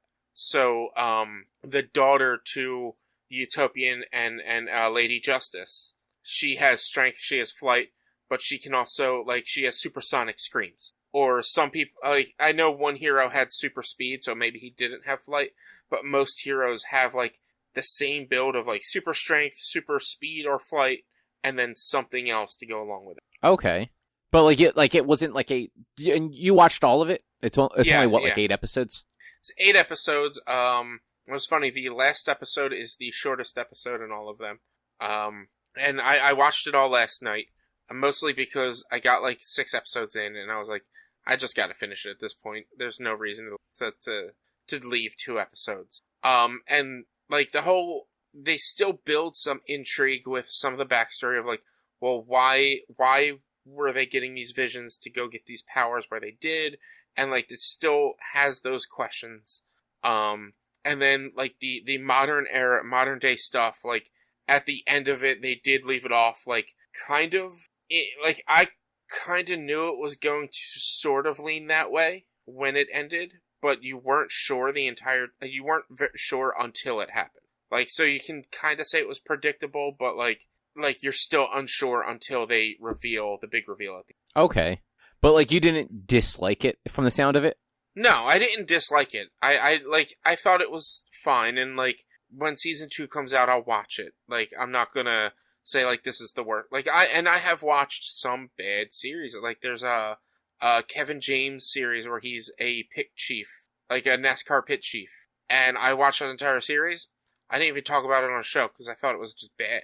But, like, I sat there and, like, there were some entertaining points to watch it, but I'm not going to sit there and watch the next season because I just thought overall it was just not good. But this one, it was entertaining and it was good enough to, like, if it doesn't get a second season, that's fine. If it does get a second season, great, I'll watch it. Okay. Yeah, I've seen some people, like, online post about it where, like, they didn't even finish it because they didn't like it in, like, the first 2 episodes. I mean, I thought the first 2 episodes were more of what pulled me in. Okay. I don't see why somebody would not like the first 2 episodes, but they might also be the same people who, because I had to Google, like, is Jupiter's Legacy based on, like, a comic, and a lot of people were writing, is Jupiter's Legacy based off, like, a prequel or a sequel to Jupiter Ascending, that movie with Mila Kunis. There might be a lot of people who think that this is, like, some sort of spin-off of that. Huh. And that wasn't that good. But there might be people out there who enjoyed that think that's what this is. And so that's why they're not liking it. That's possible. I don't know. I thought it was good. Well, it's got a 38% on Rotten Tomatoes right now. Ooh. Yeah, well.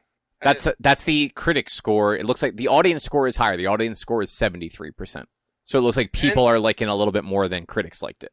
Yeah, and, like, I can, like, maybe some of those, I don't know how well it stays aligned with the comics that it's based off of.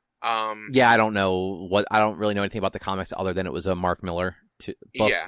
And so, like, I've said this in the past, like, I generally don't, if I were to look at, like, reviews and stuff, I generally try not to look at specifically critics because they're looking at it as an analyst point of view, whereas I want to know, like, what people like me thought of the show. I don't want somebody to analyze it like this is not going to win any awards and it's a 38%. I want, like, oh, well, it was good and here's the good things, here's the bad things, and like here's the things they did and blah blah blah. Like, there were some parts that were a little stale and a little slow, and, like, there were a few episodes that they, like, I think it was like 1 or 2 episodes that they kind of fudged the timeline. It was really weird and you didn't know it until the end of the second episode in this group. But, like, one of the cool things they do is they change the aspect ratio when they go from past to future. So that is kind of cool. When it's modern day, there are black bars on the bottom and top of your screen, but when it's in the past, it opens up and gets, like, there are no black bars. So I don't know what the ratio is for that, but, like, that is, like, one thing so that you know once the scene hit, which you're gonna know because it takes place in the fucking 30s. You're gonna realize that it's not modern era with the old ass fucking cars. But, like, you can tell once the scene starts that, like, oh, this is in the past, oh, this is in the present, and, like, that it is, like, that is their transition. The show doesn't, like, transition fade to black from modern day to modern day. It fades to black or does its transition to past. And so you kind of get 2 different stories going on in every episode. Okay. And just like circle back to a thing you were saying. As far as, like, critics go, there are 2 different types of critics. Like, they're the ones that you just described, and they're, like, the ones that would be writing for, like, the New York Times or, like your Siskel and Ebert-esque critics that really are just looking at it as, like, a piece of art and whether or not it's, like, worth that title. But then if you go to, like, your more, like, nerd sites, like your IGNs, your GameSpots, your, like, CBR, what have you, like, they're more grading it based on, like, whether or not it was entertaining. Mm-hmm. Like, whether, like, did it make sense from beginning to end? Was it entertaining? Like, not so much like, oh, this show deserves an award, of more of this show deserves to be watched. Yeah. Like, and, like, you guys know, like, I feel like I am someone who will sit there, and if I don't like something, or if I really do like something, I will say, you should try it yourself. Like, that is generally your answer for everything. Like, I will tell you what I think, and I will, like, this is worth a watch, or, I don't think it's for me, but it could, like, I basically trashed, Bly Manor. I watched it, I acknowledged that it was good, but it's not a show that I would watch, ever, again. And so, like, I wasn't a fan of the way they took the story, and if somebody would ask me, like, how was it? I'm like, I'll tell them, like, it was different, and it's not my cup of tea, but you should give it a try, see if you like it. Like, and like, I hate people who live by reviews. Yeah. Because, like, it's one thing for, like, video game reviews, whether or not a game is broken or not, but, like, for media reviews, it's just like, well, maybe you like that, like how they like this one thing where these people. I mean, especially on like a platform like Netflix. Like, if you have a Netflix subscription, like a review of a Netflix show is kind of like, well, just watch it yourself. Watch an episode, see if you like it. Like, but like I can understand like a movie, like wanting to see if the movie is getting generally like positive reviews or not, because like that's costing you money to go, like extra money to go see. Yeah. Sorry, Drew, what were you going to say?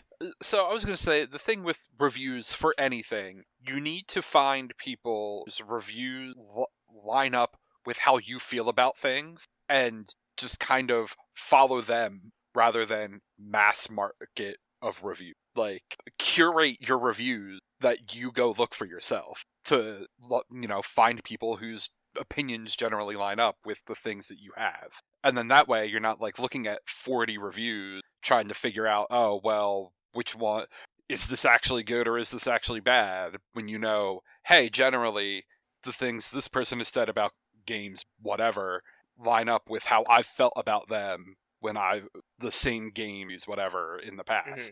Yeah, like, and I don't necessarily like go looking for the same people, but like I always look at the byline whenever like I do read a review, because it, like, if I recognize the name, it's like, okay, well I've probably read their reviews before, and if I read their whole review, it means it was probably something that I agreed with on like some level. Mm-hmm. So then it's my thing is that I apparently have niche taste in certain medias, so it's really hard for me to find people who will align by me. Which is why I'm just like, I'll just give it a shot. Yeah, I mean, like, you have nothing else to do with your life, so you can just give everything a shot. I mean, everyone's got nothing else to do with their life. I mean, you're not entirely wrong. Like, you say your life is busy, like, is it really busy? Or do you just say it's busy? Like, do you really have to do those things? Like, I've been busy.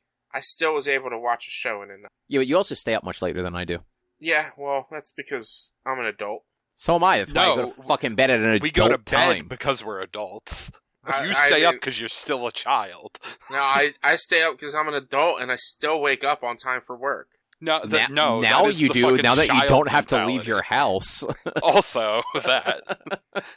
Yeah, I know you're fucking around, but that is so much like that is what you expect to hear out of like the angry like 12-year-old that doesn't want a bedtime anymore because they think they're grown up.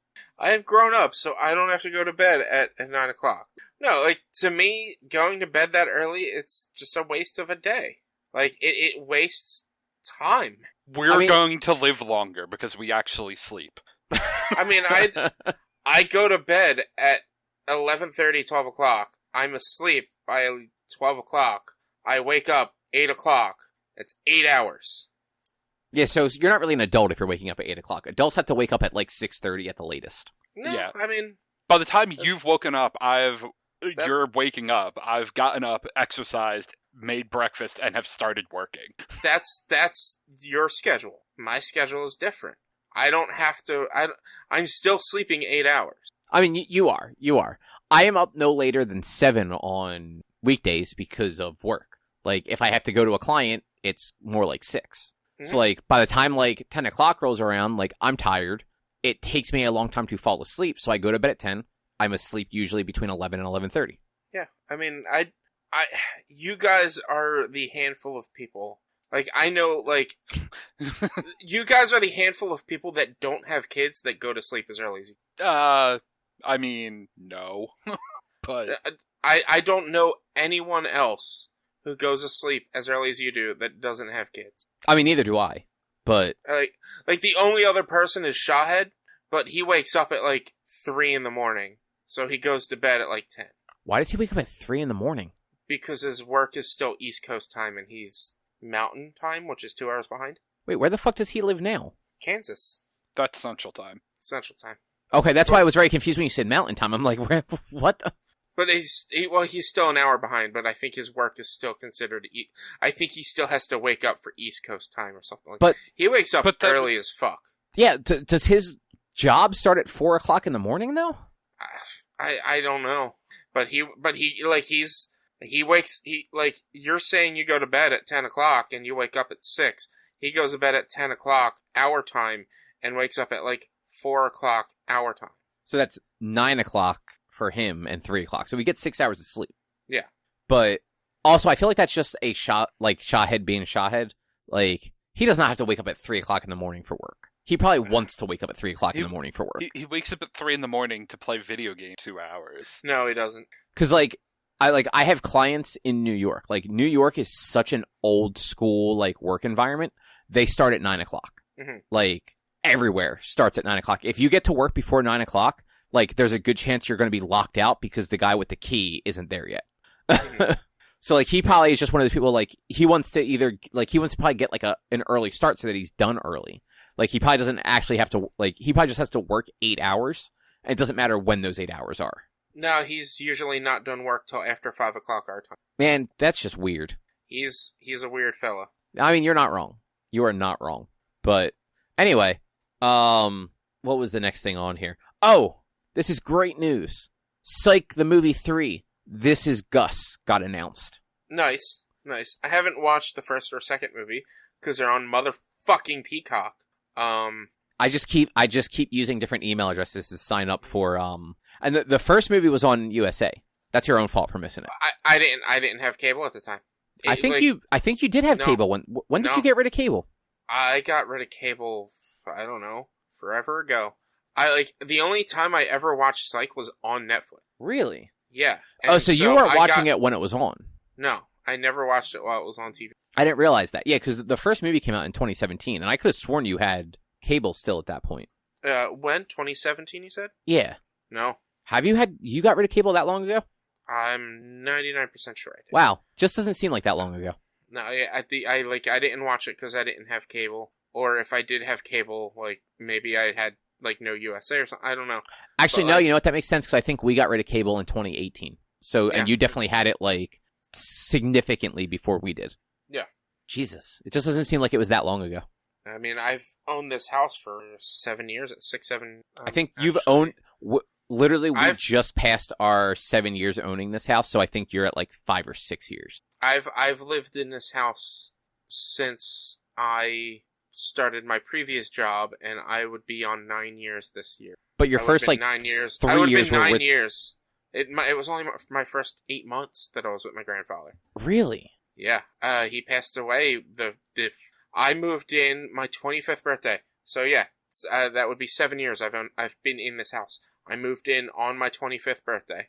And the May after that, I believe it was May, April or May after that, he passed away. And I didn't buy the house for another year and a half to 2 years. Oh, okay. Maybe that's what was throwing me off then. So I was going to say, I remember when you bought the house, and it wasn't a long time before we bought ours, but it was after we got ours. And I thought you lived there with your grandfather longer. No, I only lived here with him for about a year, 10 months. Oh, wow. Yeah. Seemed like longer. But no, because I guess we started recording at your house in 2015 or 16. Probably 2015. I think actually even early, late 2014, we were recording a little bit at your house. We were recording here pretty much almost since the beginning. Well, because I know we did a few at Eric's house, and we did some at my house, and then yeah, I guess we did really just start doing them at yours. Yeah. By that summer, 2014. Yeah. Yeah, because at the time you didn't have anyone else living there, so it was just there was nobody else to sort of interrupt. Yeah, there's no one else living here, and I live off the main road, so it's quiet and don't have to do I had pets, but they were well behaved at the time, so they didn't make a lot of noises, and there was a lot of room, so yeah, it worked. But yeah, Psych the Movie 3 got announced, and that's good news. Nothing about it really, but I don't want to spoil it because Rich, you might watch it someday. But the last movie ended with a bunch of stuff kind of ready to happen. So, but considering it's called This Is Gus, I'm assuming it's going to revolve around Gus this time. Whereas the first movie was definitely more Sean, the second movie was a Lassiter-centric movie, and then this one is a Gus-centric movie. Yeah. I just like Psych. It's such a good series. Like, those actors are great. It's so much fun. It is. And, like, I would love to be able to watch it again. Just like I would love to be able to watch Monk, because, like, I know it's kind of got similar humor. But, that was all on USA, and so it was taken off of Netflix really fast. I think it's actually all on Amazon Prime. Don't you have to pay for it? I'm checking right now, but the Amazon Prime app is awful. It says on Google, if you just search Monk, it says subscribed for Amazon Prime. So Psych, all 8 seasons are included on Amazon Prime. I might watch that then. The movie you can rent. Oh no, it's just currently unavailable. Yeah. But Monk is all available on Amazon Prime. Yeah, all 8 seasons are available on Prime. So, and you know what? I remember Monk being a good show too. It's older though, so I don't know if like the early seasons will necessarily have like the same tone as Psych did, but definitely like the later seasons I feel like probably did. Mm-hmm. But yeah, so the movie's supposed to go into production this summer, so it'll probably be out like early next year, I would assume. Yeah. Which is cool. And I'll sign up for another 7-day trial of Peacock, watch it once, and be done with it. Yeah. Because that's the easiest thing in the world to do. So I finally finished Clone Wars. Nice. All 7 seasons. And I actually started Rebels. I watched like the first 3 or 4 episodes of Rebels. Mm-hmm. You didn't start Bad Batch? Well, no, because that came out after Rebels. But Bad Batch takes place right after Clone Wars. Yeah, but I'm not watching them chronologically. I'm watching them in release order. Tell you watch Star Wars. You watch Star Wars fucking release order. Fuck you. I know. But also, like, I don't want to watch Bad Batch weekly. I'd rather actually watch it, like, just when it's all available. Mm-hmm. And actually the final season of Clone Wars that was actually released just last year, the first, like, 4 or 5 episodes are actually an introduction of the Bad Batch. Yeah. It's them going on a mission with Anakin, Rex, who is, like, the captain clone trooper that's, like, reports directly to Anakin. It's kind of the way that Cody is the one that reports directly to Obi-Wan.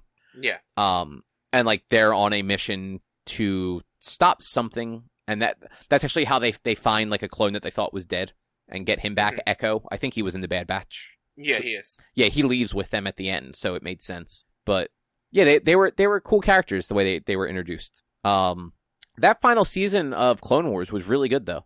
It, the animation alone was actually much better. And I don't know if it's because, like, it's fully Disney owned and operated now, so they just had a little bit more of a budget. Mm-hmm. But it's like, so that show had a bit of a weird kind of run. So seasons 1 through 5 aired on Cartoon Network between like 2008 and 2012, I want to say. Season 6 aired on, it was a Netflix thing. It was 12 episodes released on Netflix in 2014. And they were considered like the missing missions or something like that was their subtitle. And none of it really continued anything from the previous season. And that show, for the most part, like seasons 1 through 5 were very anthology kind of. Like there were things that carried between them, but like you might have like an arc where it focused on clone, and then the next arc focused on the Jedi, and then something totally unrelated. So it was kind of like all over the place, and the timeline was definitely all over the place. But the 5th season ends with Ahsoka leaving the Jedi Order because they didn't believe that she didn't do a thing that she told them that she didn't do. Yeah. And you could tell like that was supposed to be part of season 6, but then it got canceled, and they just had this. It was like 2 or 3 years later they released season 6 that was completely unrelated to all that. She wasn't in season 6 at all. It was mostly season 6 had some weird stuff. It had so the first or second arc in it actually explained how Order 66 worked. All the clones as like embryos basically had like biochips implanted in their brains. Mm-hmm. And Count Dooku and Sidious were actually like behind the scenes controlling the cloning process the whole time. Mm-hmm. Like Cypher Diaz was the Jedi that they think went to Kamino and like got the clone stuff all running. But apparently Dooku actually killed him and then took his place to get it up and running. And like this little bit of Clone Wars actually explains like that chip is what has Order 66 basically programmed into it. And as soon as they get that order, they turn on the Jedi. Yeah. So like it wasn't like they actually believed it, because they show in Clone Wars a bunch of the clones like really didn't want to do it. But like that they were just programmed to. They had no other choice. Yeah. And I lost track of thought there. So they actually like kind of show that, and a couple of the clones actually have those chips removed. At like throughout that process, so they ended up dying by the end of it. So like it doesn't actually come of anything like having these few without the chips, but they took the time to explain that. And then there's also an arc where Yoda actually goes on like a little pilgrimage to find out how to become one with the Force when he dies, the way Qui-Gon did. That's why at the end of Revenge of the Sith, when he says, "Talk to your old master I have," or however he worded it, this was kind of like that story. Yeah. And it was fun because like the Jedi Council like thought there was something wrong with him, like that he was sick or something, and like wanted him like locked in like a medical room. So he actually like summons Anakin to him and basically says, "You're bad at listening to us. Like you break the rules all the time. Just fucking help me get out of here." Yeah. And Anakin's just sitting there. He's like, "I feel like I should be offended, but I guess you're not wrong." Mm-hmm. And helps him escape. Nice. Yeah. It's honestly, that show actually made it much more sad, like the whole like fall to the dark side. It's like the movies did not characterize that like Anakin well, like especially Revenge of the Sith.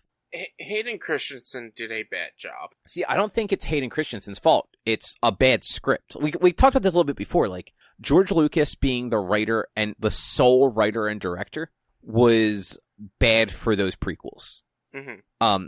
Because like he only wrote and directed the original Star Wars. Yeah. Empire, like the movie that people like the best, Empire, I believe he co-wrote and then didn't direct at all. Yeah. So like that he's got Lucas has a really good imagination and like is really good at world building. He is bad at dialogue and bad at directing. Mm-hmm. If he had somebody else in there to do any of those jobs, those prequels would have ended up being much better, more well thought out movies. But they weren't. So instead we get the Clone Wars to kind of fix some of it in a way.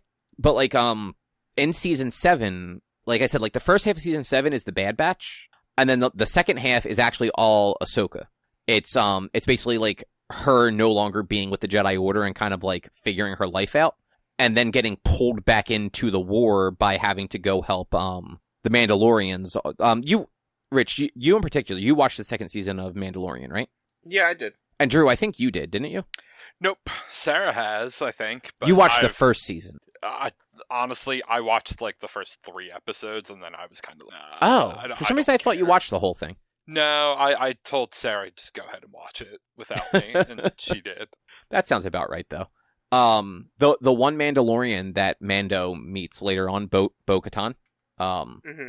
It's actually like it's her like second appearance in Clone Wars is her finding Ahsoka and being like, "I need a Jedi to help me," and like the Jedi won't help me. Yeah. So like she goes to help she basically goes to help capture Darth Maul, who was ruling Mandalore. Mm-hmm. But like that whole thing keeps her away from Anakin during like the events of Revenge of the Sith, and it's like alluded to kind of like a bunch of times where like if she had actually still been there, she would have probably been the person to stop him from falling. Because like there was a point where she talks to Obi-Wan and basically gets told that like Dooku is dead, Anakin killed him, Anakin's not okay, somebody needs to talk to him and he's not listening to us. And it's kind of like that, like I forget if he just flat out said said that she should talk to him or if it was just kind of like heavily alluded to, but like it was definitely there and she just never got the chance to.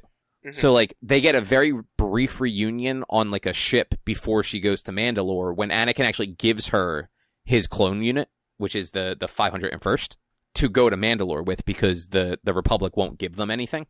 Yeah. And then the last scene of it is actually Vader on, like, the planet where, like, their ships crashed, picking up her lightsaber that she left behind. Okay. That he had actually, like, given back to her when they, like, saw each other on the ship. Mm-hmm. So like it was very sad and kind of like heartbreaking. Yeah. But like they did a really good job kind of like wrapping that up and cuz like throughout 6 seasons like Anakin felt like a hero. And then like they did kind of a good job like showing like how everything just kind of like spun away in that last season. Yeah. Cuz like you know they'd show little hints and bits and stuff here and there of him being a little harsher than he needed to be, or like if somebody he cared about was hurt, like he would be incredibly like aggressive about it, but Yeah. never what he ends up being in Revenge of the Sith. Mm-hmm. And they also they actually did motion capture for some of the fights in the 7th season. So like that show, like the lightsaber fights are not all that cool in that show because they're all just computer animated, and it's whatever budget Cartoon Network had to do it. And that's final season, they actually got Ray Park and somebody else to do mocap for the Darth Maul Ahsoka fight, and it looks really fucking cool. Because that's awesome. They're cartoons, so they can do stuff that they can't easily do in the movies, but they can have the actual actors doing the movements and probably like on wires or something like that. And yeah, like that, like their lightsaber fights at the end were some of the coolest stuff I'd seen in that. Yeah. So yeah, but I would definitely, if you like Star Wars, like Clone Wars is worth watching. And like being 20-minute episodes, you can kind of like put it on and just let it run for a few episodes. And like if it's a story that you're just not super into, you can just kind of like let it play out while you're doing other stuff, and then see if the next arc is better. Because like they had hits and misses. They had lots of hits and misses. Yeah. And then so far Rebels seems interesting. Like I'm intrigued to see where it goes. I didn't know Freddie Prinze Jr. was the main character's voice. Yeah, Rebels is I've seen a handful of episodes. Rebels is really cool. Yeah, I like the cast that they have. Like the little ragtag team that they have on the whatever their ship's called, the Ghost. Yeah. Yeah. It's been neat so far though. Awesome. Yeah. And now you are almost out of Godzilla movies as you have watched Shin Godzilla now. Yeah. Oh man, Shin Godzilla. So Shin Godzilla is a Japanese award-winning Godzilla film. It didn't win any awards in the Academy Awards or anything, but it won a boatload of awards the year it came out in 2014 over in Japan.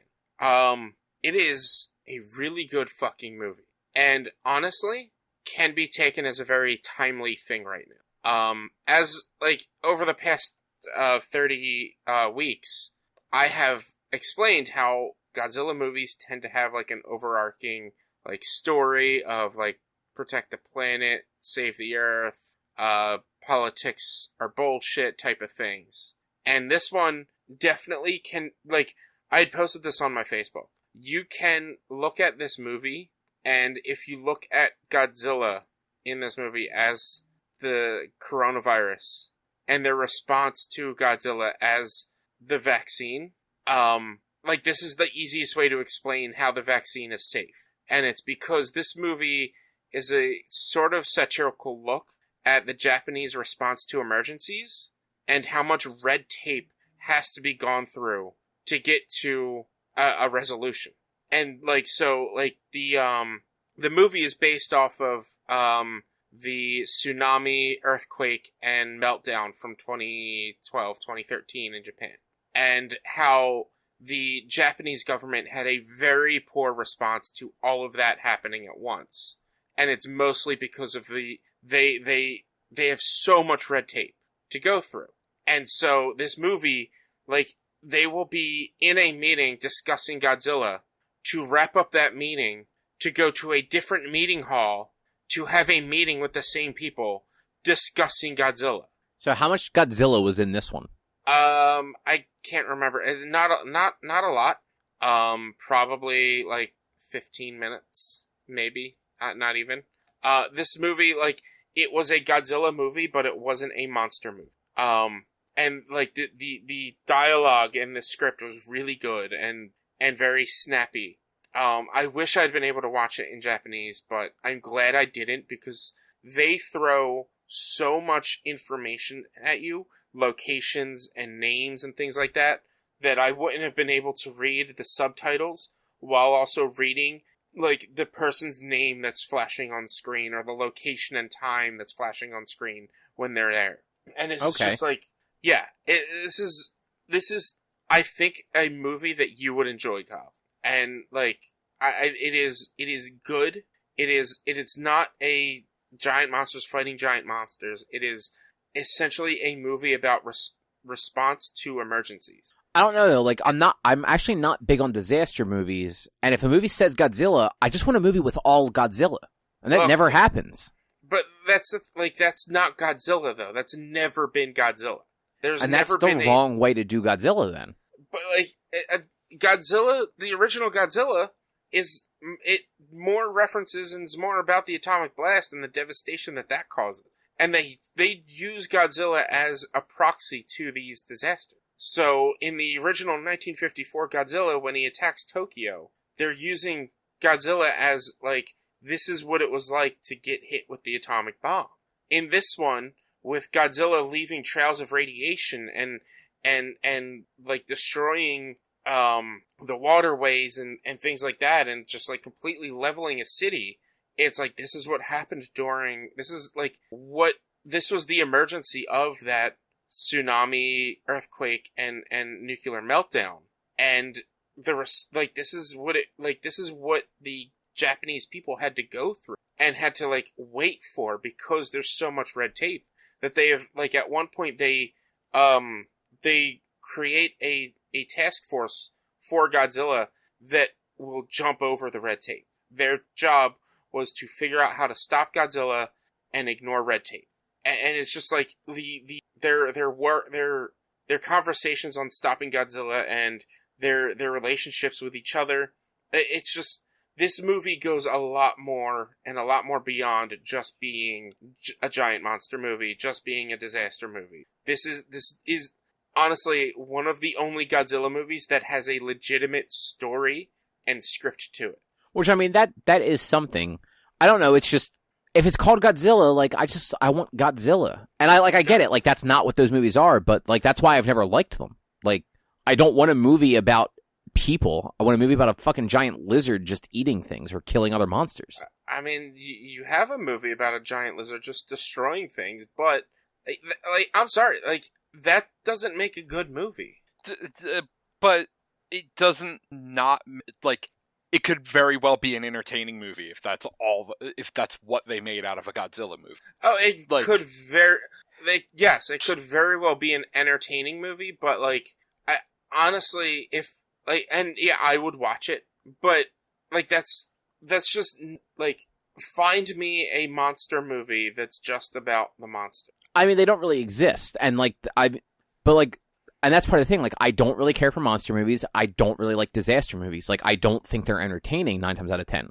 Mm-hmm. Like, just random destruction because, like, an earthquake or a blizzard or a meteor or whatever, versus, like, oh, like, there's a giant monster, but the giant monster's only in it for, like, 7 minutes. Yeah, but, like, and that's 100% my opinion. Like, I'm not saying these movies are bad because they're not that, they're just not for me.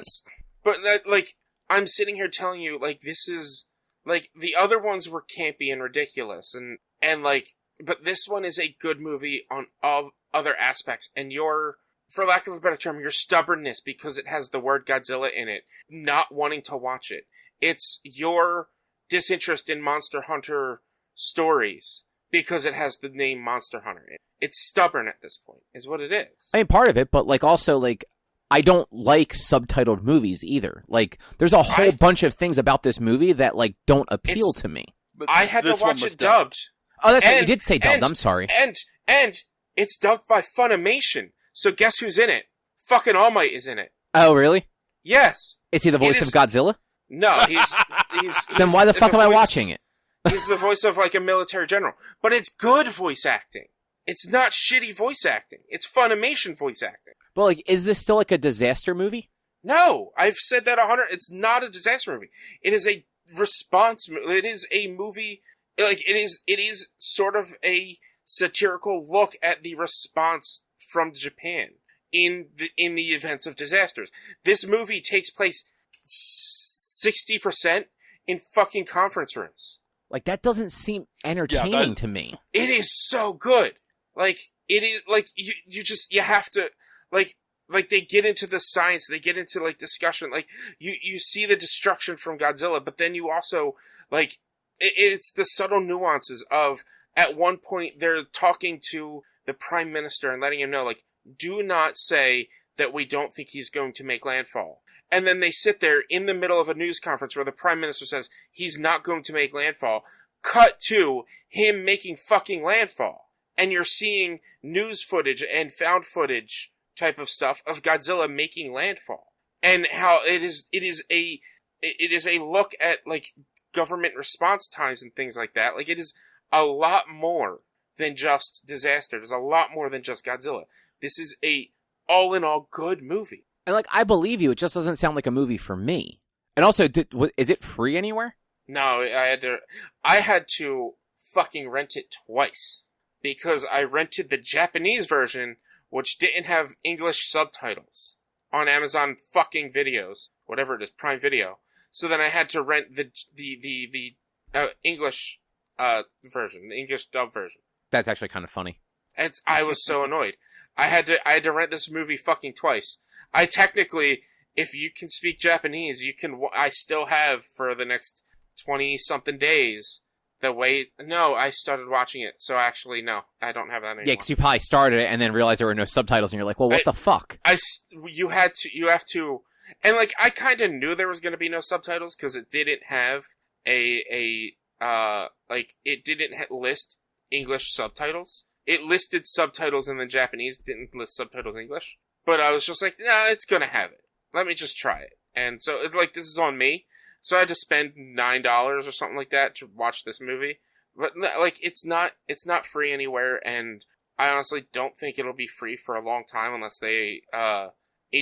unless now Discovery gets a deal with Funimation to get it on HBO Max or something. I'm surprised it's not on... Well, because Funimation has some live action. I'm surprised it's not on there. I don't know. Like, I'm surprised it's not on, like, Netflix. Because Funimation did Shin Godzilla, and then they did do the 3 Netflix ones as well. Oh, that is some bullshit. So for a split second, I thought this was on Funimation. It's just trailers. They have a bunch of clips and trailers on Funimation for it. Yeah. Of course. But, like, there's just, I don't know, like, look up reviews and things like that. Like, look up what people say about it. Like, I personally think that this was, like, take Godzilla out of it and just make it a response movie or, like, a pseudo-disaster movie, but it's not about the disaster. It's about after the disaster or before the disaster. It's about responding to the disaster while the disaster is happening. Like, isn't that Twister?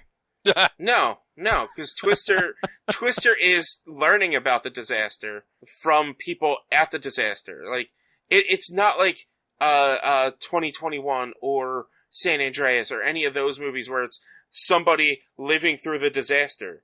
This is like government officials. Every character in this movie is a government official of some sort, and none of them, with the exception of like a single scene here or there, are really in the midst of the disaster. It is like most of the cast is discussing response and how do we take care of this and what do we do and how do we learn, and like they get like it is like I'm doing it. I don't think I'm doing it any justice. You're not. You are really describing an incredibly boring movie. I think that's what's throwing me off is like you're so excited about it and then you're like, but the whole thing happens in a boardroom. Yeah, I'm like, why is that? Why are you so excited about that?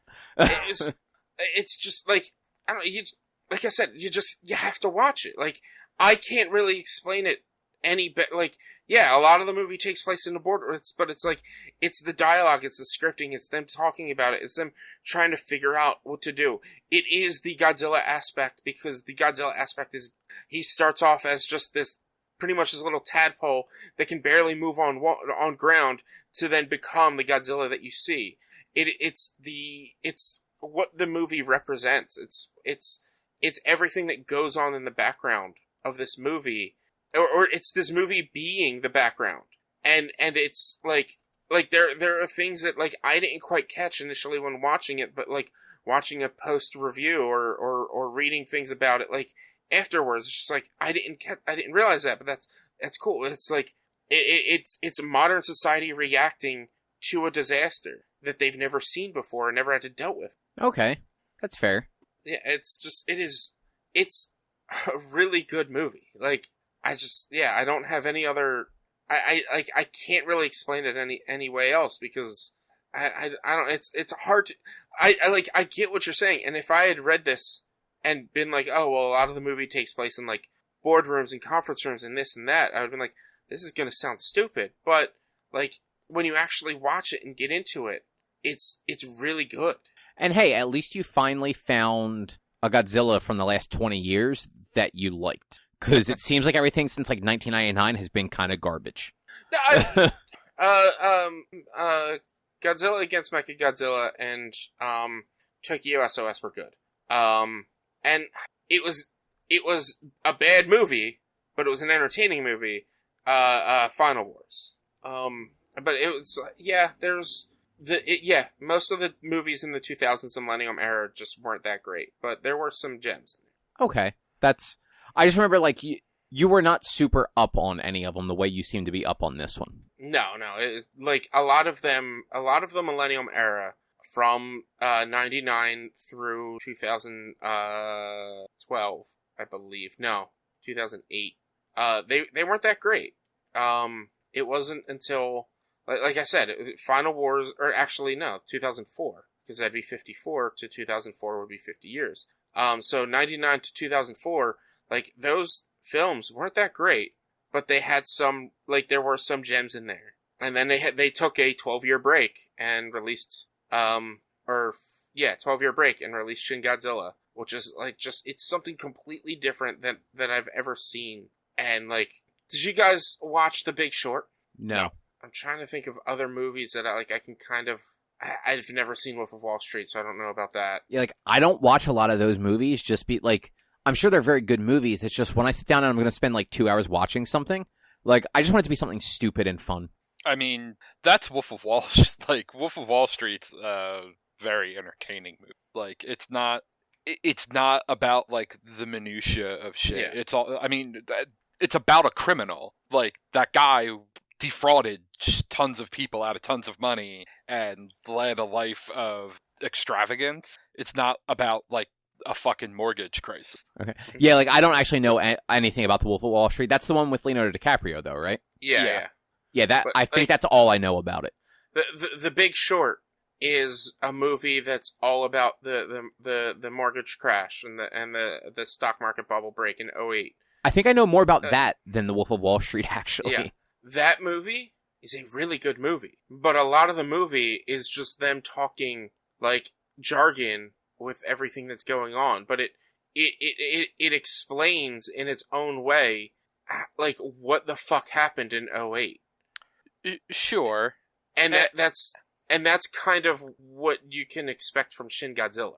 So to Cobb's point, like you comparing Shin Godzilla to a movie about the 2008 housing crisis fucking just makes me not want to watch fucking Shin Godzilla. I get what you're doing though. Agreed. Like but you're saying that a movie you've never watched that has critically been acclaimed as a good movie makes you not want to watch this movie. Dude, you just told me 40 minutes ago that fuck critics. One, yes, you did that. But also, I'm not saying Shin Godzilla is bad. I'm not saying fucking The Big Short is bad. I've heard Big Short is fantastic. I don't want to watch a movie about the Godzilla housing crisis. Actually, all right, maybe I would watch the movie about the housing crisis caused by Godzilla rampaging through Tokyo. Maybe, but there's that dichotomy in what like me and Cobb want out of like that kind of a movie. But if you, I 100% understand what you're saying about it. Like, I'm not saying you're wrong. I'm not saying it's a bad movie. I totally get it. It's just very funny, like, to compare like a Godzilla movie to like a fairly serious like drama that like was up for like awards and stuff like that, and be like, yeah, no, it's like this, and it's like, but it's a Godzilla movie. Like that doesn't seem exciting. Look, if they were able to make the stock market crash an exciting movie and an entertaining movie, like it's like you've never like that's what I'm trying. You've never watched this movie that I'm trying to compare it to. I don't know of any other movie that I can easily compare it to, but like you guys like what's that fucking show? That's that fucking comedy that I hated on Fox. Arrested Development? Yes. I do not like Arrested Development. I watched 2 episodes of it and thought it was fucking stupid. Me too. I hate that fucking show, but people tell me it's fucking fantastic. best comedy. It's so much better than The Office. Fuck The Office. Arrested Development is so much better. But, like, how can Arrested Development, when I watched it, I was fucking bored. I mean, because Arrested Development's much more a, like, British-style comedy, where the humor is far more deadpan and dry. That's... Like... There's humor in Shin Godzilla, and that's what the humor in Shin Godzilla is. Like, okay, like, I from what you were saying earlier, agreed. Like, I can see that connection of it. Like, I don't know. This is a movie I think everyone should watch. It's a movie I think is very timely right now that can easily be compared to coronavirus and the vaccine hesitancy. And, like, could definitely be a movie to try to help those who are afraid to get a vaccine be like, look, here's the thing. They didn't actually rush. They just cut the red tape faster. And, like, this is just what you have to do in an instance of an emergency. And, like, that is actually an interesting, like, way to look at it. I'll give you that. Like, it is that, and that's what this movie was more about, was what do you have to do in an emergency? Or not what do you have to do? What does the government do in terms of an emergency? And how do they react? And how ridiculous is it that, all right, let's end this meeting to go to the next meeting in the conference room two rooms down, when you're having the same meeting with the same people, and, like, all this really bureaucratic red tape that really, why is it all there? Because why not? It's just, it is a good movie, man. It is so good. The dialogue is good. The voice acting, or the VO is good. Which that is actually rare. That's... Yeah. Yeah, there's still some, like, missyncing with the... Like, you can't really change how somebody's mouth is moving in a live-action movie. Yeah, it's much easier to do that with animation. Yeah, it's that comes to a point where you're gonna have to deal with it, but, like, they're talking so fast and so much that you don't really have the time to worry about to be lost in their mouth not matching, because they're also cutting the camera to different people who aren't actually talking most of them. They're the people listening and trying to like whisper to each other, figure out what they can do, what their response is. Like, there's this one scene that was friggin' fantastic. It's shortly after Godzilla first attacks, where the Prime Minister, I believe, is in a room with three scientists, like a nuclear biologist, a biologist, and some other, like, three sorts of biologists, to talk about Godzilla and what it is. And essentially, they spent 10 minutes, not even, probably like 5 minutes, and this scene is 5 minutes of them saying, we don't know what this is. And then the Prime Minister leaves, like, that was a fucking bullshit meeting, why did we even have it? Get me better people. Like, there's, like, just, like, some really good, like, their experts couldn't give them any information. One of the experts said, well, we don't even know if this is real yet, because we haven't been able to analyze the video. Motherfucker, it's all over the fucking news. What do you mean you can't even say this is real yet? Like, that's, yeah, I don't know. I can just keep talking this movie up, but I don't think I can do it a service that it deserves. And, like, so the Rotten Tomatoes reviews are it's 86% positive, but it seems to be very polar. Like, the positive scores are like 3.5 out of 4. I saw some 5 out of 5, like an A-, but then also see 1 out of 10. Like, people seem to either fucking hate it, or literally one review just in the snippet said it is the best Godzilla movie since the first Godzilla movie. Mm-hmm. Like, a lot of people are saying this is the best Godzilla movie since the first. There's very few. Well, all right. There's a couple like 3 out of 5, but it's seemingly a lot more 4 or 5 out of 5, 8, 9, 10 out of 10, or 1 out of 10.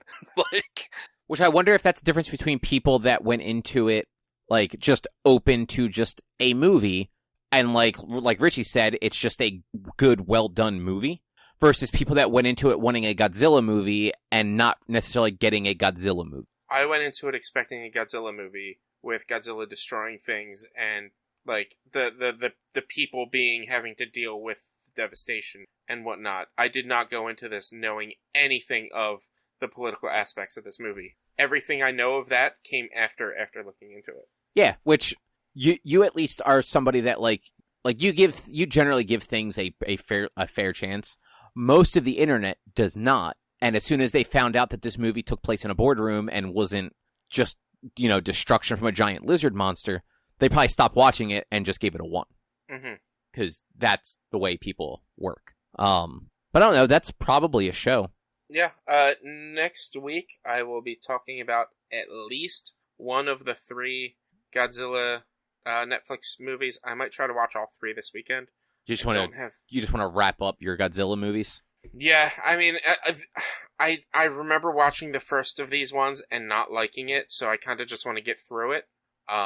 So I might just. I remember you watching it and saying it wasn't good, like a couple years ago. I fell asleep, is what happened. And it wasn't even that late. It was probably like maybe 11 o'clock when like I started watching it, and by like 11:30 I was out like 11. Yeah. And this was a few years ago. So. Well, I guess you'll find out this weekend. Yeah, there's 3 of them. I might do like Friday, Saturday, Sunday. I don't have anything going on this weekend, thank God. So I should be able to do that. Cool. Yeah.